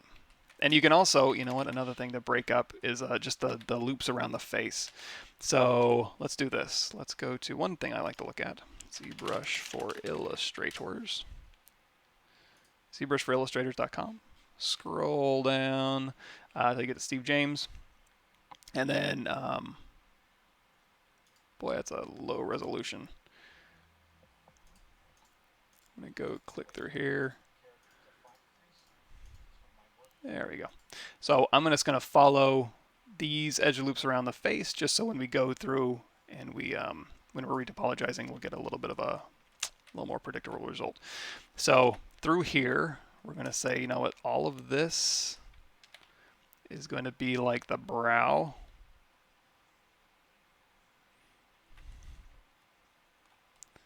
Like so. And actually, we can actually make all of this, because we're going to build in these eyelids. We're going to Boolean this operation here, so I don't even have to worry about that. And you know what? We can probably pull this. This is a little bit weirder, or a little bit different, I should say, than just face topology. But we can go ahead and make this all one polygroup. And now instead of just hitting Control W, what I'm going to do is I'm going to do edge loop mask border, just to kind of smooth that result out a little bit here. So we're going to go under geometry, edge loop mask border. Oh, we have to have everything showing. You know what? Let's do this. Control Shift A. I'm going to split this temporarily. Edge loop mask border. There we go. Whoops. So let's take this one here. Let's do auto groups. And then now these two down here where I didn't mean to. We'll take this one, and then this one here. We'll hit Control W. There we go. So now we've got kind of the loop around the eye. We don't really have a nose because that's under the beak, but we do kind of have one that kind of goes around the mouth, but I think this will be fine. I think these are just cheeks. So, and you want concentric rings around like the mouth and the nose area. You know what I might do? Let me do this. I'm going to say hold down Control, go in here to auto masking. We're going to say mask by polygroups up to 100. I'm actually going to mask up into this area and then back down. I'm going to hit Control W, and I'm going to add both of these to the same one. Now I did kind of ruin this, so one thing I can do is I can go over here to my masking. I can do mask border, invert that, and then do like a polish by features there. Kind of smooth those results out. You can also just kind of smooth through here, mask by polygroups down to 100. That didn't really work that well. I'll ignore that. So now again, hold down Control, mask by polygroups up to 100, and then now what we can do is we can say we can go around the mouth here, but honestly in this section, I think we'll be fine if we just kind of maybe, because I was hoping to do, this is going to be an awkward transition through here. But you know what? It might not be that bad. I don't know. Figure out how to do an owl face. I'm not an owl expert. As far as nice for topology, and we can always clean this up later too. It's not a huge deal if we need to go through and make adjustments in the final geometry. Zero mesher just being maybe a faster result, possibly, or you know what, it might not be. If we go through a bunch of trial and error and it turns out would have been faster just to manually topologize it, consider starting there. So now this one we can go ahead and do, oops.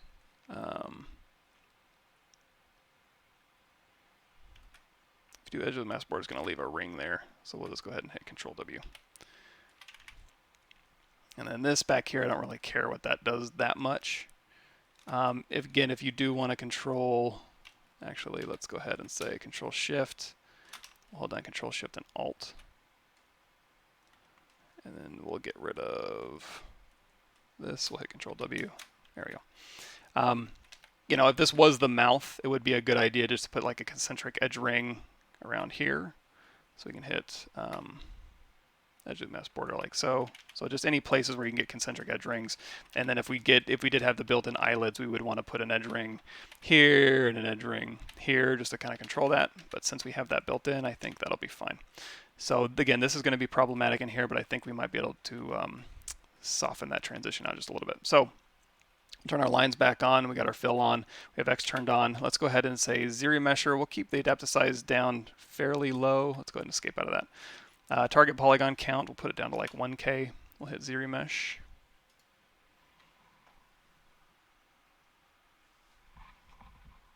And then wait for it.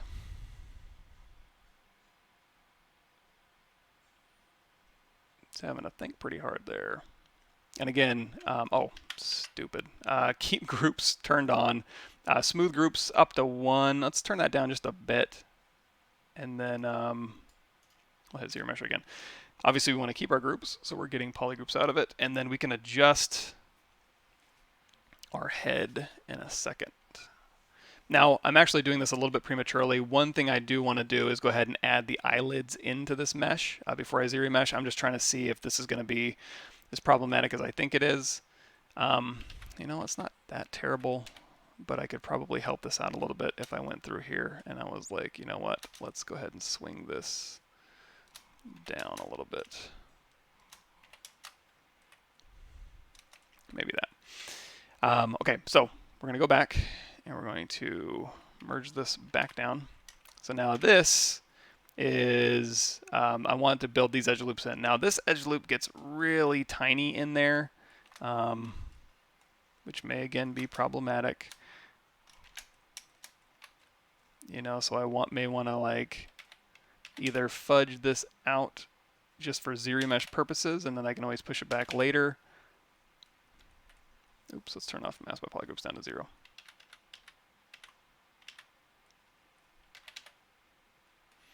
I don't want to give zero mesher too hard of a time because it's having to think about a lot when it's trying to keep these things, you know, contiguous edges and stuff like that. So I don't want to throw it for too hard of a loop if I can help it.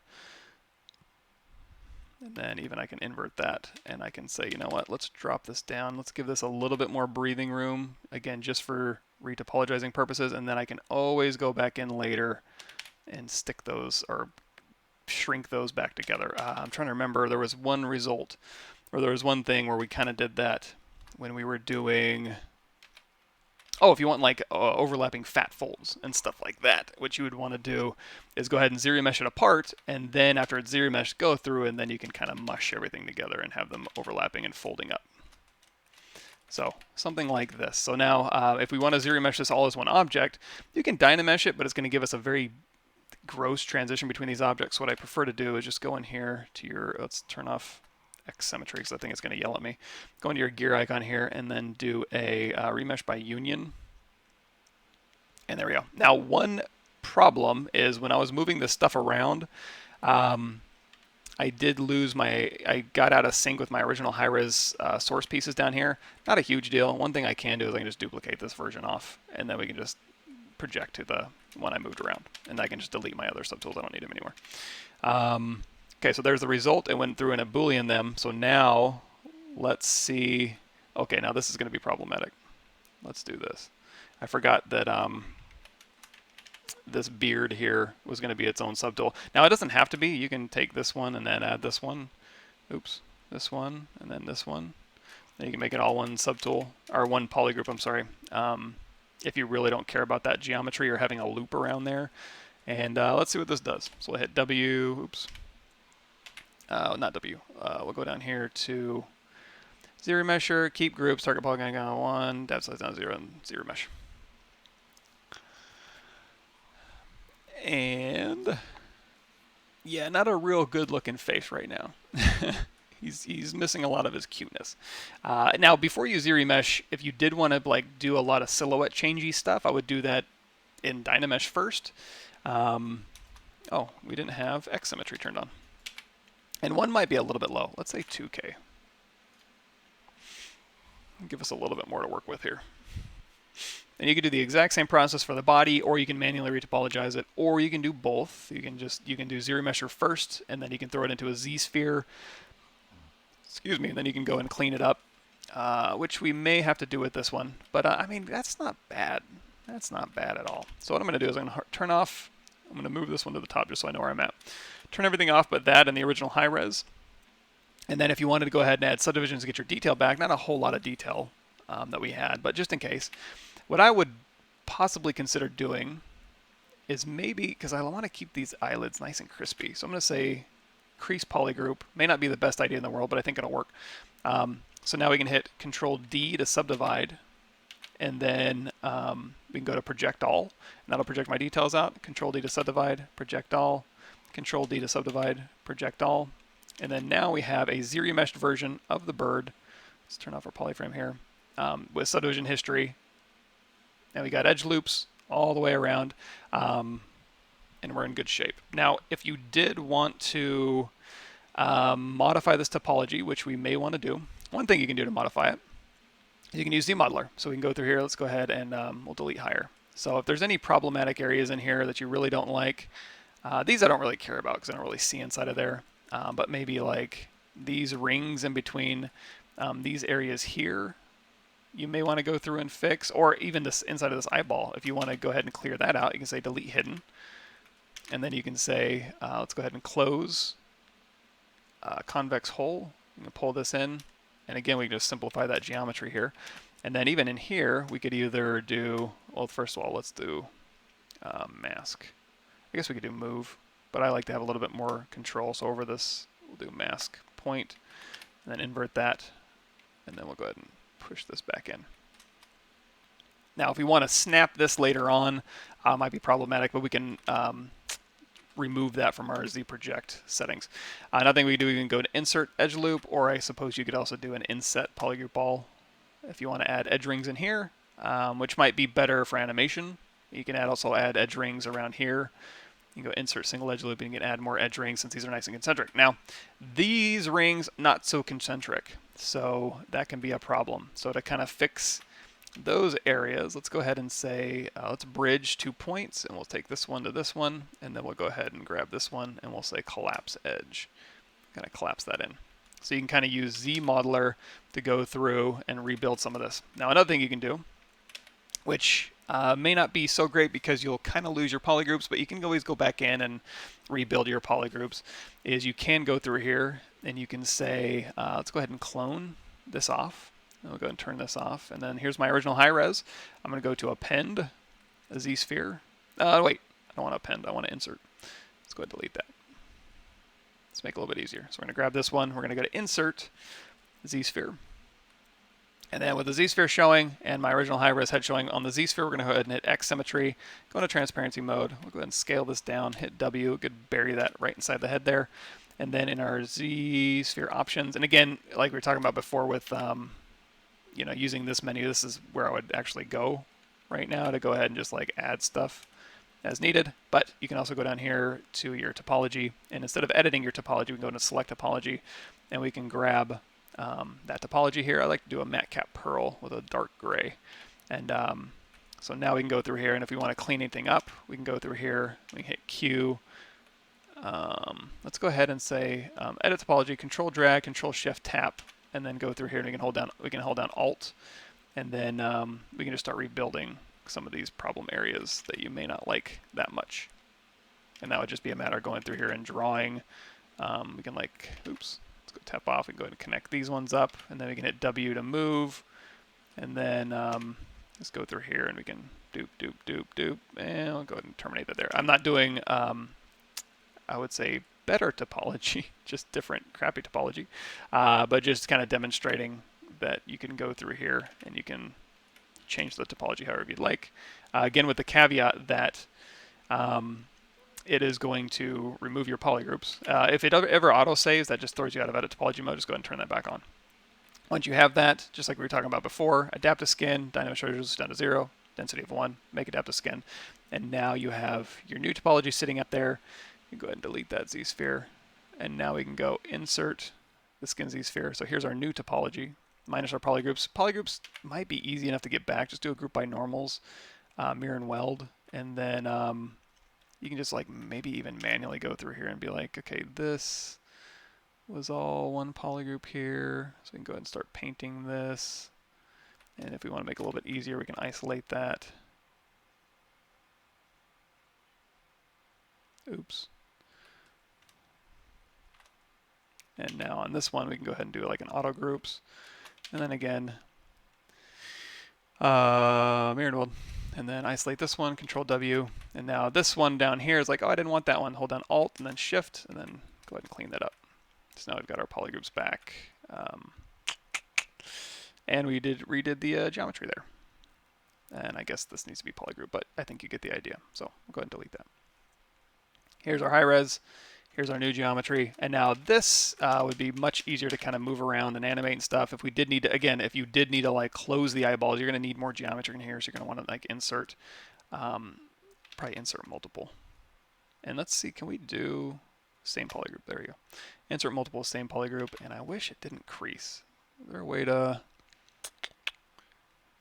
not crease? Okay, well, like we did before, we can go ahead and insert more polygroups in here. We can isolate this one. We can say uncrease all, and then crease that open border. But yeah, so I guess we can go ahead and have both of those showing. And then one more time, we'll go ahead and say crease polygroup, subdivide, and project. Oh yeah, okay. So if you want, so we made this new geometry, but we don't want this geometry project. Just simply remove it, Control Shift, and isolate it, and then do a project all. Ooh. Okay, one thing we can do is it really wants to stick those. Okay, here's what we can do. Isolate this, mask it, and then do a project all. Oh wait, invert that, duh. Okay, that works a little bit better. So mask that, and then you're going to need to unmask, subdivide, isolate it again, project all, subdivide, wait, mask, invert that, sorry, project all. You guys know what I'm trying to do, right? So now we have this version. Let's go back to our startup material with white. So we have this version, which is animatable, and then we have this version, which is our original high res. We go ahead and delete that. And now we have our original pieces in here. If you want to keep, there's nothing wrong with keeping your original pieces here. So if we go through here and we say, you know what, let's make a folder for those. So I've got W selected. So we have all of our original head pieces here. So I want to make a folder for them. So let's say we go in here to move multiple, and we hash everything. So we're going to say Control Shift tap this one, and then the eyeballs are always going to be separate, but these we can put in there. You know, the glasses we'll leave out, the beak, this we'll go ahead and put in there. So all of these pieces that we retopologized and replaced, I'm going to go ahead and select them, and then down here underneath your subtool, we have a new folder. and I think Control F is a hotkey for that. I forget. And then always yes. We'll call this head working. There we go. And then go ahead and just turn that folder off. So we have some more nightmare fuel for you. But if we go back up here and turn the head back on, there we go. Nice friendly head. And now if we want to do layers and posing and stuff like that, what we can do is we can go through here now and oops, looks like this piece here needs to be added. I'm going to hold down shift and shoot that at the bottom. Let's drop that into head working. There we go. So now we have a lower subdivision history. So if we wanted to go through and animate this guy, on my YouTube channel, there's Maya animation blend shape layers. So we go in here to our Z plugin. Here, in fact, if we do a, how likely are you to recommend this Windows 10 PC to a friend or colleague? So go over here to YouTube and say ZBrush Maya Blend Shapes plugin or Blend Shape Resources. There's a couple of videos in here you can watch. But it's pretty easy. So if we go up here to subdivision level 4, and then we go down here to our layers system, you don't have to use the Maya Blend Shapes plugin. You can just do it manually, but it's a nice thing to have. So we can go through here and we can say new layer, and that'll go through and automatically turn stuff off. So now what we can do is I like to go down here to our geometry. And then because we're using so much less less shapes here, it's a lot easier to go through and do, you know, nice posable, and kind of like maybe smirk this side up a little bit. Let's take this glasses off. Kind of go through here and like do one side smirky up, like so. Oops, I guess we should also unmask. Let's do that. That's one thing to watch out for. So you can obviously, it's a lot easier when you're doing your blend shapes too to have polygroups that you can mask out. So if you wanted to, like, say, just move these eyelids, it's simple enough just to grab these things, mask them, invert them, and now you can just like go through and just manipulate like the lower lid or even like the inside lid. It'd be easy enough. You can also go through here and you can say mask that one, and then you can go through and like mask these. And let's go ahead and mask this whole side here too. And then now we can go through here and we can like rotate up.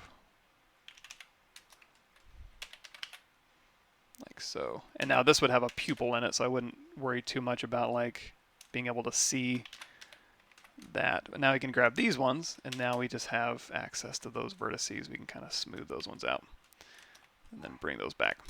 But if that does bother you, you just use the move brush and kind of stuff that back in there. But adding more edge loops around that would be helpful. So we can go through here. We can like do an eyelid left up, and you could go ahead and save that as a layer. But let's go ahead and just do. So we got this eyelid coming up, and then this is kind of coming up as well. If we want to isolate these ones, we can move these independently, or you can also go down here to your masking. You can do mask border, and then that'll leave your border vertices untouched. And you can go through here and you can kind of move these things up and inflate it.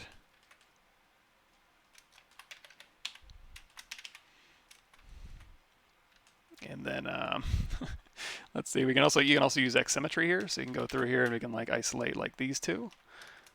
And we can go through here and we can like do a brow down. Now these aren't going to follow. You can add a separate blend shape layer to get those to follow along like a set driven key for your blend shapes. But for now, what we're going to do is we're going to illustrate. Now, blend shapes are a linear interpolation, which means basically point A goes linearly straight to point B. So if you needed to do any sort of like rotation in your blend shape, you want that to either be joint controlled, or you can start with a blend shape and then make it joint controlled to give you a little bit more of a rotational, be able to allow you to follow rotational axes.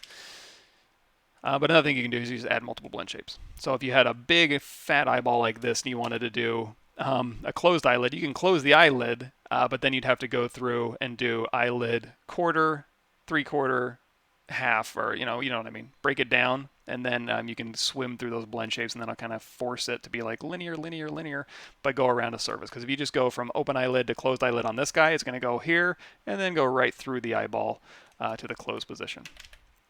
And that's why usually you would use like joint rotation for like eyeball or eyelid type stuff. And this is also too where if you wanted to like sculpt in an extreme pose, you would know you'd have all the geometry available to you, because if you did want to do anything really violent with your blend shapes, like I want to do crazy brow, you'd want to make sure you have enough edge loops to support crazy brow, for instance.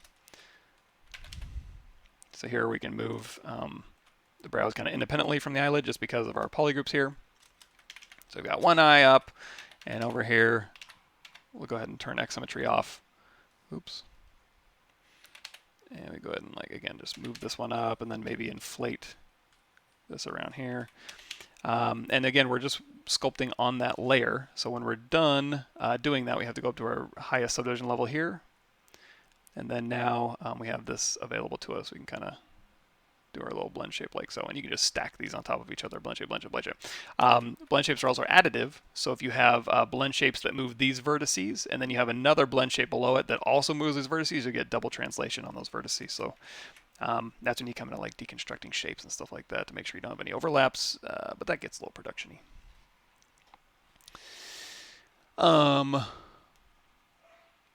Cool. Let's see, do you use XMD Toolbox to manage brush assets, or is ZBrush 2019 capable of managing large libraries? At work I used to use a plugin. Again, I say used to because I don't really use ZBrush anymore, but I mean I do, but not in production at this particular minute. Let's go and turn this stuff back on. I don't really use anything in particular. Again, I'm not really wrangling massive amounts of library assets though, so. If you want, you don't want to scale these things out necessarily unless you want to get that oval look. You can also just go through and mask, and then just move these out independently from that bridge there. So we'll go ahead and turn his eyebrows back on.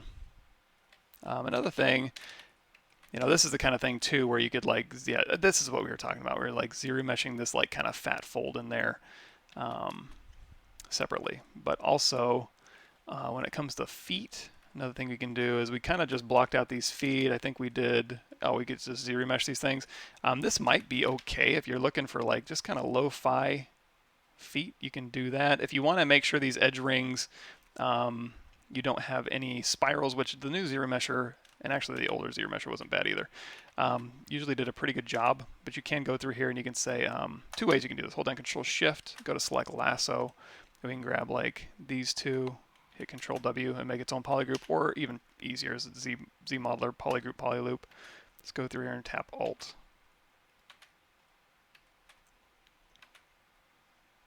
Like so, and then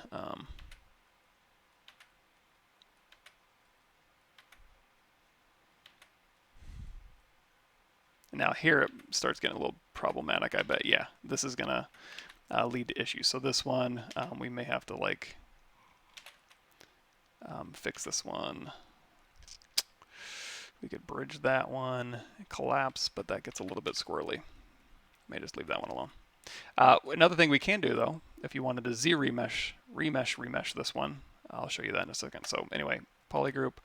Let's say you're having, you're going through and you want to, to kind of basically show you what I'm doing here. I'm just tapping on these and then tapping Alt just to get alternating rings, and then you can go through here and you can do things like inset polygroup all. So you can go through region, you could inset these and then just go through and tap these, and then you can even isolate these ones if you want to do it all at once.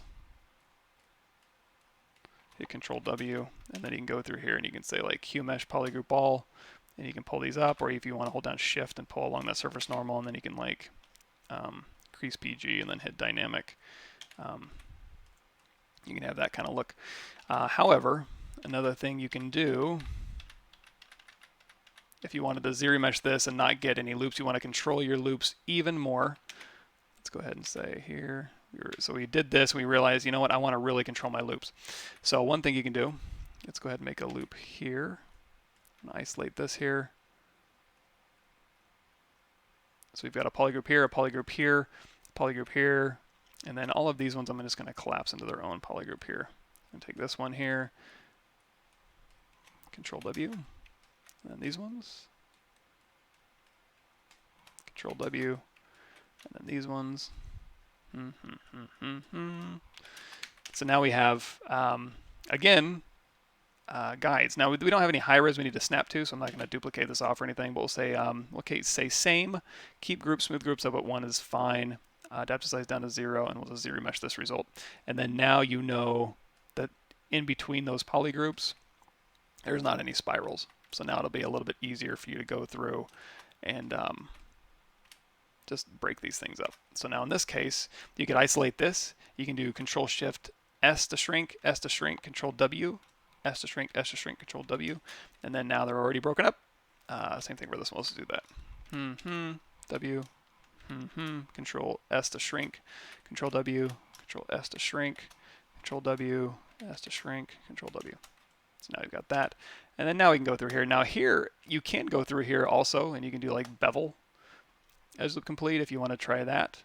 And then you can Q mesh these in if you didn't want to do like what we did previously. So I'm just going to go through here, and let's say beveling is what we're looking for this time. So we'll go through, and I'm just tapping. Once you set that initial bevel profile or width, you can go through here and just isolate those. Of course, now it's going to be a little bit difficult just to get those bevels, but that's okay. Not terribly difficult. And the reason I'm doing this is because I want to do them all at the exact same value. It's a little bit easier to do it this way. Hit Control-W, and now here we can say just simply Q-mesh or extrude polygroup all. Now we get that result. Or if you wanted to have it taper a little bit, maybe you can go to Inset Polygroup All, and we could inset these all at once, and then Q-mesh Polygroup All, and just hold down Shift and kind of pull those in. Something like that. I think that's it. Cool. Yeah, no ZBrush work at the moment, but I'm getting back into it. Give me a little bit.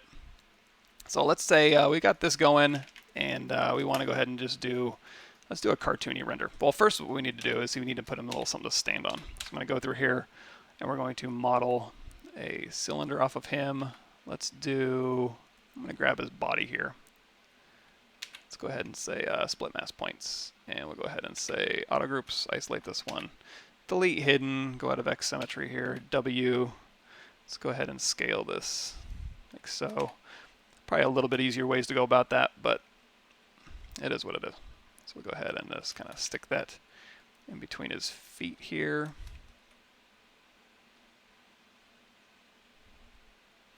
And when it comes to branches, you can use Z-spheres for branches. You can also use like Sculptris Pro. There's a Z-sphere branch creator. But at the end of the day, probably I'm just going to do, Z-spheres actually would have been cool. Let's do that. Okay, so now that I have this is fine. I can actually go through here and I can actually shrink this because I'm going to put a Z-sphere right on there. So let's go ahead under this, and we're going to go to Insert Z-sphere. And we're going to take the Z-sphere and we're going to move it. And we're going to put this, W right there. And we're going to scale it up just a bit.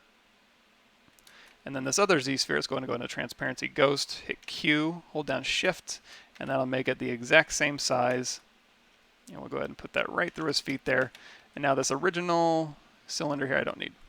So now here, at the beginning of our branch. So I'm going to go through here, and now let's say this branch is thicker this way, so we can go through here and we can make it thicker, and then Q, and go through here and we can kind of let's thicken that up just a bit more. Okay, and then on this end, we can say Q, and we can kind of thin out a little bit, and then doot doot, beep, bop, boop. And then off of this split here, let's go ahead and shrink that down a bit.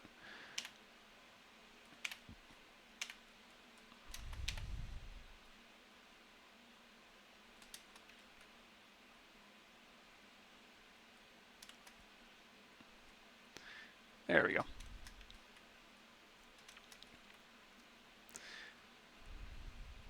And now these ones you can also rotate, and you can scale. You can go down the bone, or you can go just the joint here. I prefer the bone method here. And now this one looks like it may be a little problematic. There we go. Kind of space those out a little bit. All right. something like this. So just like we were doing before, we can go down here.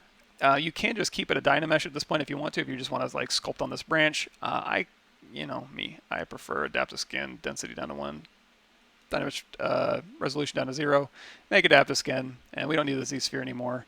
So I'm going to go ahead and say insert skin Z-sphere, go ahead and move this down, and then the Z-sphere we can go ahead and delete it. So now you have a little branch you can sit on. We'll go ahead and hit dynamic subdivisions here. And then you can sculpt on it however you like. So now his arms are a little bit gross looking, but that's okay. And you know what? We can actually hide those for now. I think he'll work without arms, just for demonstration purposes. So we're going to turn on perspective mode, and then if you want to go up here to your draw menu, you can go through and change the focal length, make it a little bit more extreme if you do like 12. The armless, just because he looks a little bit weird. Let's go ahead and give him a little bit of volume on the sides of his body here since we took his... Actually, you know what? Let's do this. We can keep his arms, but temporarily, just for illustration purposes. Let's also make sure that stays off. Okay. What we're going to do is we're going to hit W, Control Tap this one, and we are going to fold these up.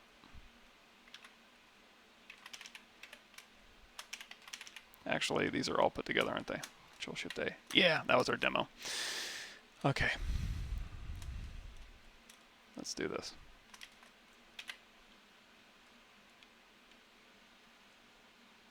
Delete higher. W. We can just drag down the object here just to kind of mask. And then we can say, use our camera angle, kind of fold this up. And move this back. And then one more time, we'll just drag down here. And then set position this one, use our camera angle.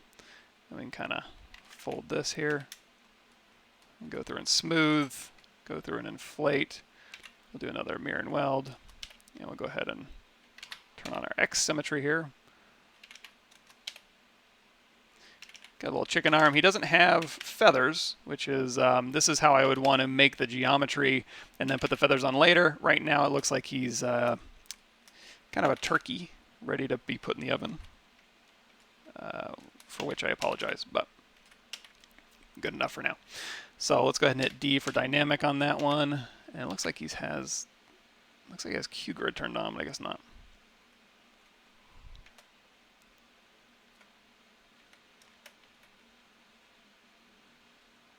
That's just the geometry. Okay, fair enough. So if we wanted to go ahead and say render this thing, let's do SPIX down. You know what? I always say SPIX down to 0. Let's do SPIX down to 1. We want a little aliasing and a little bit of speed. And then we can go in here to our render properties. If you want to know more about this, our ZBrush 2019 What's New playlist will walk you through all the new filters and rendering. Where is that at? ZBrush 2019 What's New. Check this out. There you go. And then, let's see. You know what? I like to be lazy. You know me. So I'm going to hit the comma key here. And let's go ahead and see if we can shrink that up a bit so we can see a little bit better. And then we're going to go over here to our render sets. And we can just try out some of these to kind of start with, see if we can't get a cool result or a cool render. And we don't have any color, so that's coloring. It's easy, you know, just going through and poly painting this thing. Ooh, abstract, that's kind of neat.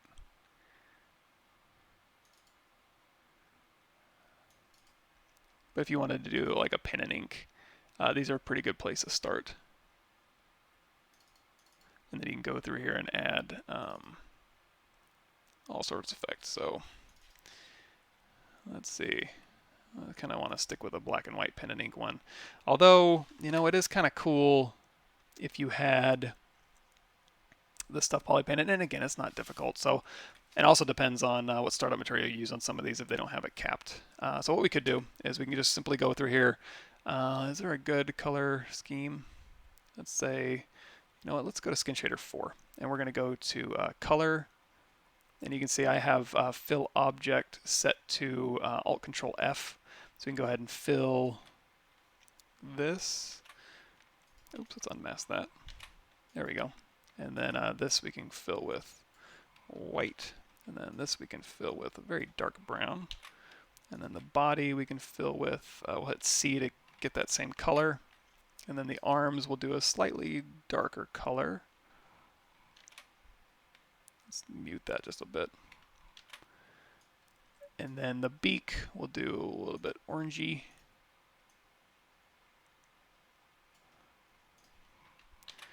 And the glasses we'll just do gray. And then the feet we'll also do orangey, so we'll just get that one here. And then the body, did I not get that? And then the chin here, we'll just do a slightly lighter. Oh, you know what? This one chin we're going to have to do separately. I forgot. So we'll go into our standard brush here. We'll turn on RGB. We'll turn on X symmetry. And we'll go through. And we'll just paint this up. And of course, if you want to do, you can just go through here. You can also paint the body up if you needed to. And then another thing we can do is we can go back to the head here. We can isolate this. Let's do pure black. And right inside this mouth, let's go ahead and darken that up. And of course, always feel free. You can go in here and you can paint like, you know, slight gradients. You can add a little bit of a color boost, drop your RGB intensity down. You can go through and just like paint, I don't know, whatever you want. But let's say that's good enough for now. Although, you know what, this is going to bug me. So I'm going to take these eyeballs here and we're going to go ahead and put pupils in here. Let's go ahead and duplicate that off. Go Shift D, and you know what? For these pupils, normally you could just put a pupil back here and then do a goopy layer like we did with my Earthworm Jim. But instead, what I'm going to do is I'm going to try this. I'm going to isolate this one here. This is on my duplicate, correct? Yeah. So isolate this one here. We're going to delete hidden. I'm going to go ahead and flip those vertices here. Let's go and turn on double. And just because I already have the boundary selected, I'm going to say I'm going to close convex hole. And we're just going to pull this out, and we'll just get a little thing like that. We'll isolate this, hit Control W, and we'll dynamically subdivide that. So now we'll have C, fill, there we go, like so. So a little bit of polypainted thing, and then we'll go ahead and say this branch down here will be like that. And you're going to see, oh, it's black and white. Well, you should be able to go down here into the filters and see where that's happening. So this first one here, we have an overpaint color. So if you turn that off, actually I like that result better. The saturation is actually, there's a filter saturation on here. It's at -100. You can actually overcrank that. If your colors are too muted, you can take that saturation and kind of crank it up a little bit. So we'll go ahead and keep this. Outline edge is that one here. It looks a little bit heavy-handed in this case. So what I'm going to do is go into modifiers here. Let's see if we can't change that fall off just to kind of back that off towards the edges a little bit more. You know what, we'll do the interior cavity too. And then this one here. And actually, you know what, this outline edge, this back color and front color here, the back color is black. Let's change that to like maybe a darker brown so we can keep our stuff saturated a little bit here. And then the front color here, I'm not sure what that's exactly coloring here, but we'll go ahead and keep that a brownish too. Okay, so this is blend mode paint. It's getting rid of the background. That's fine. And then outline cavity is the outline here. So again, let's go into modifiers. It looks like there's like a severe amount of noise in there. Let's do an exterior cavity instead of interior. Let's do interior and exterior. Cavity radius, you can crank this up if you want to make it real graphic style. You can also change the fall off, so you can grab more or less of those interior faces, and then the sensitivity, you can crank that up. So we'll just do kind of like a line drawing kind of look. I think that'll work fine. And then this one too, I don't know that this front color is doing much, but this back color for sure. We'll drop this down to like that darker brown here. And then of course on top of these, what's this one, Orton? This is a contrasty, it gives a nice cartoony look. And then at this place, it's kind of warbling those edges a little bit, that's fine. But on top of these things, also feel free to add in even more. So here's an overpaint color. We can change this to, if we wanted to do like maybe a flat shading And actually, let's see if we change our render settings. So under render, under shadow, I'm sorry, render properties, flat shadow is turned on. So if you turn flat shadow off and you BPR render, that'll give you a little bit of a smoother result. But flat shadow on and vibrant down to 0 is generally if you want that graphic-y type look. That's a better bet. And also underneath your shadows, your shadow strength is usually dropped down quite a bit. If you have it cranked up, you know, you get a very dark shadow. So if you want to see a little bit more in there, you can change that shadow opacity. Oh yeah, so we were back down here and we did a flat shading on this one, which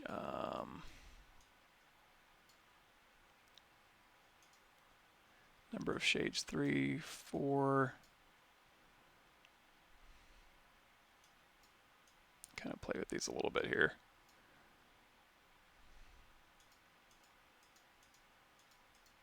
He's very light, so it's not doing too much. If you want to get into, let's see, modifiers, let's see, number of shaders, 2. You know, that blend mode might be doing something weird. No, it's on replace.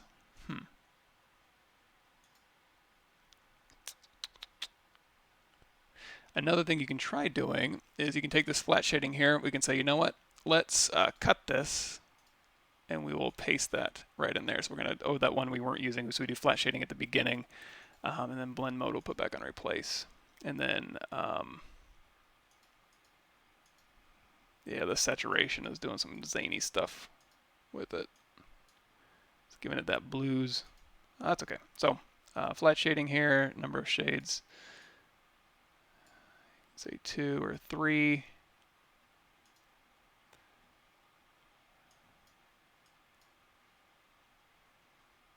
I don't know. Play around with these things and see if they get a result you like. If you do like this, you can always save out your render sets as well. So you can just go through here and you have, okay, here's my new render set I like.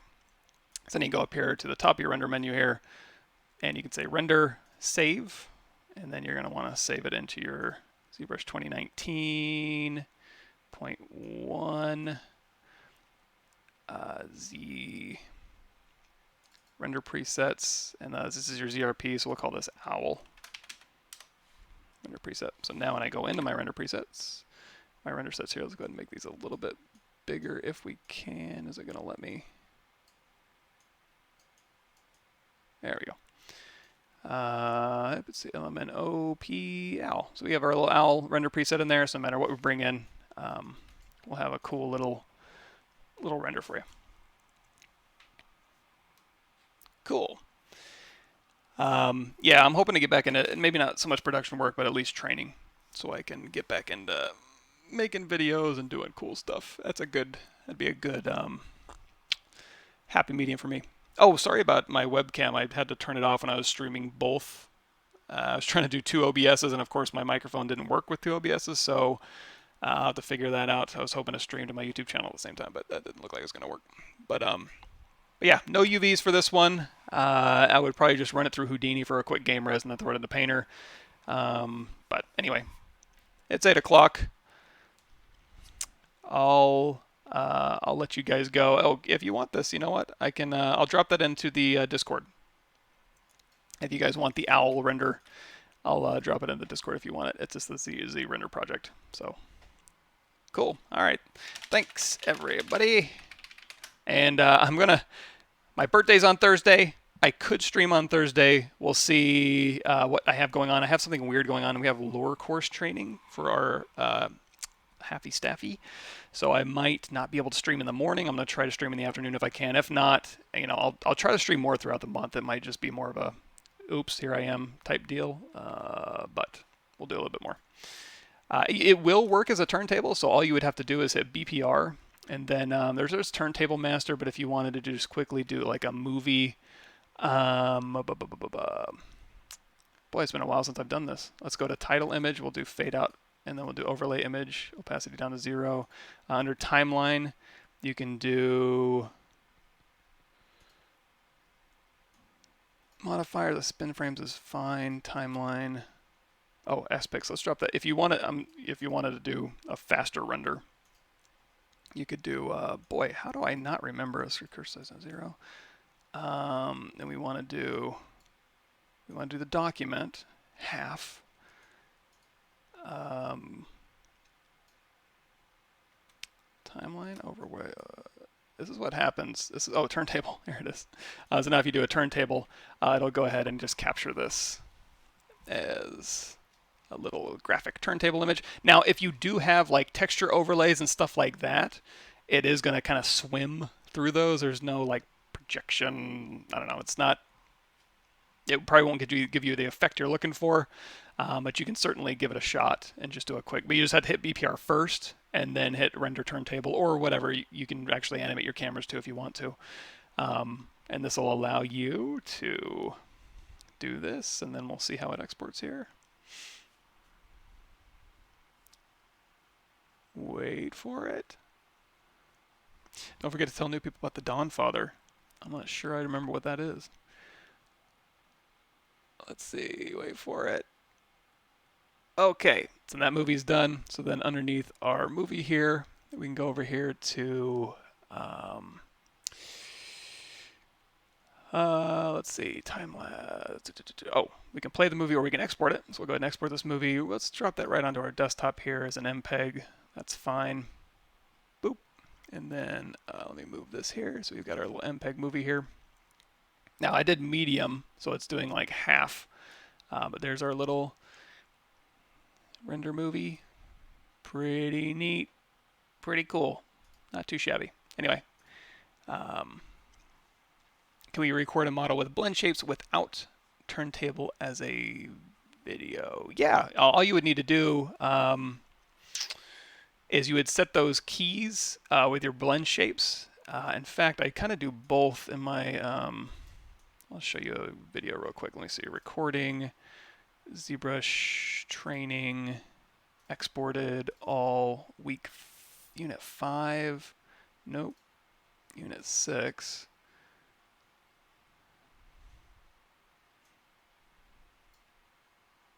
Facial support, maybe not. Maybe it's beginning unit 7. Layer basics. Oh, time lapse. So we do a on this one here. I do basically a Ziri mesh, and then I do a bunch of, not a bunch, but some layers here. And then so you can animate the camera, you can animate just your blend shapes. You just set them on in your timeline, and then you can go through. Oh, I guess it didn't record it. But you can. You're able to.